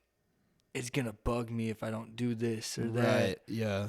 I struggle with that song. I was just saying with the Hagen Bros, when I put my part on it, and there was like a line where like, it's a very swingy kind of beat, so it's not very straight on, so you got to kind of adjust to that swing. I remember like within the line, I had a something to do better, something to better. I was kind of like doing that kind of groove, and when I said one of the lines, I had to like slow down the way I said that specific line. And it's weird, I don't know about you, but once you hear those like things, you're like, oh, that made it better. You can't unhear it, you know? And I'm like, I'm striving for that now. Right. I'm like, You got to hit it. I need to hit that one part. I need to hit everything, but if I doesn't encapsulate that one part too, then like I fucked up. But other people are like, dude, the take sounded great. And I'm like, oh, this one note could have been better. Yeah, it's crazy. No, that's what makes like that perfectionist touch to it. Yeah. It makes it like what you want it to be. The otherworldly kind of things. Yeah. I don't know. I don't know about you, but like, I feel like my process too, like I like working by myself, like recording vocals especially, and like I feel like vocal arrangement, I get really into it by myself and bringing in different layers and panning them different ways and stuff. So when I'm by myself, I don't know, I can just play with it a little bit more. I'm able to get into myself a little bit more, but it's also kind of sometimes a sloppy process at first, but I know it's going to be good in the end, because I know how, like in my head, and someone else, if they were looking at it, they'd be like, this is so all over the place, and like you're just like scrambling and doing things, but like I know what I'm doing, I'm just keeping tabs. And it's like a mental thing. It's like a scratchbook. I can't expect you to know that, and I'd have to explain that, and I'm trying to explain that, now you're confused, and it's like, okay, I could just like sit down. It's easier just to show it than to explain it a lot of times. Yeah, exactly. And I think it's good, everybody finding their own role within that. Like, that's another reason I think it'd be like cool for you to work with Jake, because you're an independent person. So like, I think it's very valuable to be an independent person and do a lot of things on your own, but then have those little other things from another person to help take it to that next level. Because like, you know what you want to do. It's not like you need help writing the song or like structuring the song, you know. But yeah, I don't know. Yeah, this is sweet. I sent him a demo, and like it's so messy right now in my head, and as you were saying, but sent it over to Jake, and he's like, dude, this is dope. Like, and he's probably like, this is almost good to go or something. Just like, dude, I love this part, and like, I'm like, damn, I didn't even think of it like that. That's what I'm saying, is like, I was never good at starting off. Like, you should have heard like the OG version of Love Language. It still had everything. I produced the sounds and the drum beat and everything. I even played guitar chords and everything, and I had Matt like redo a couple of things, but like the mix of it was like pretty rough. You could feel the idea that I was really going for it. You could hear it, but I was so amateur at the time. But he's someone who's at that level. I feel like sometimes when you're at that level, you'd be like, oh, what is this? But he's like, oh, I can see exactly what you're going for. This could be huge type thing. And I think that's big, because so many times people want to like, oh, this isn't very up to quality. But if that was up to quality, that'd be a fucking banger. So you Right. should like help them get there, you know? Right, Like, totally. It's so possible with Yeah. like the people.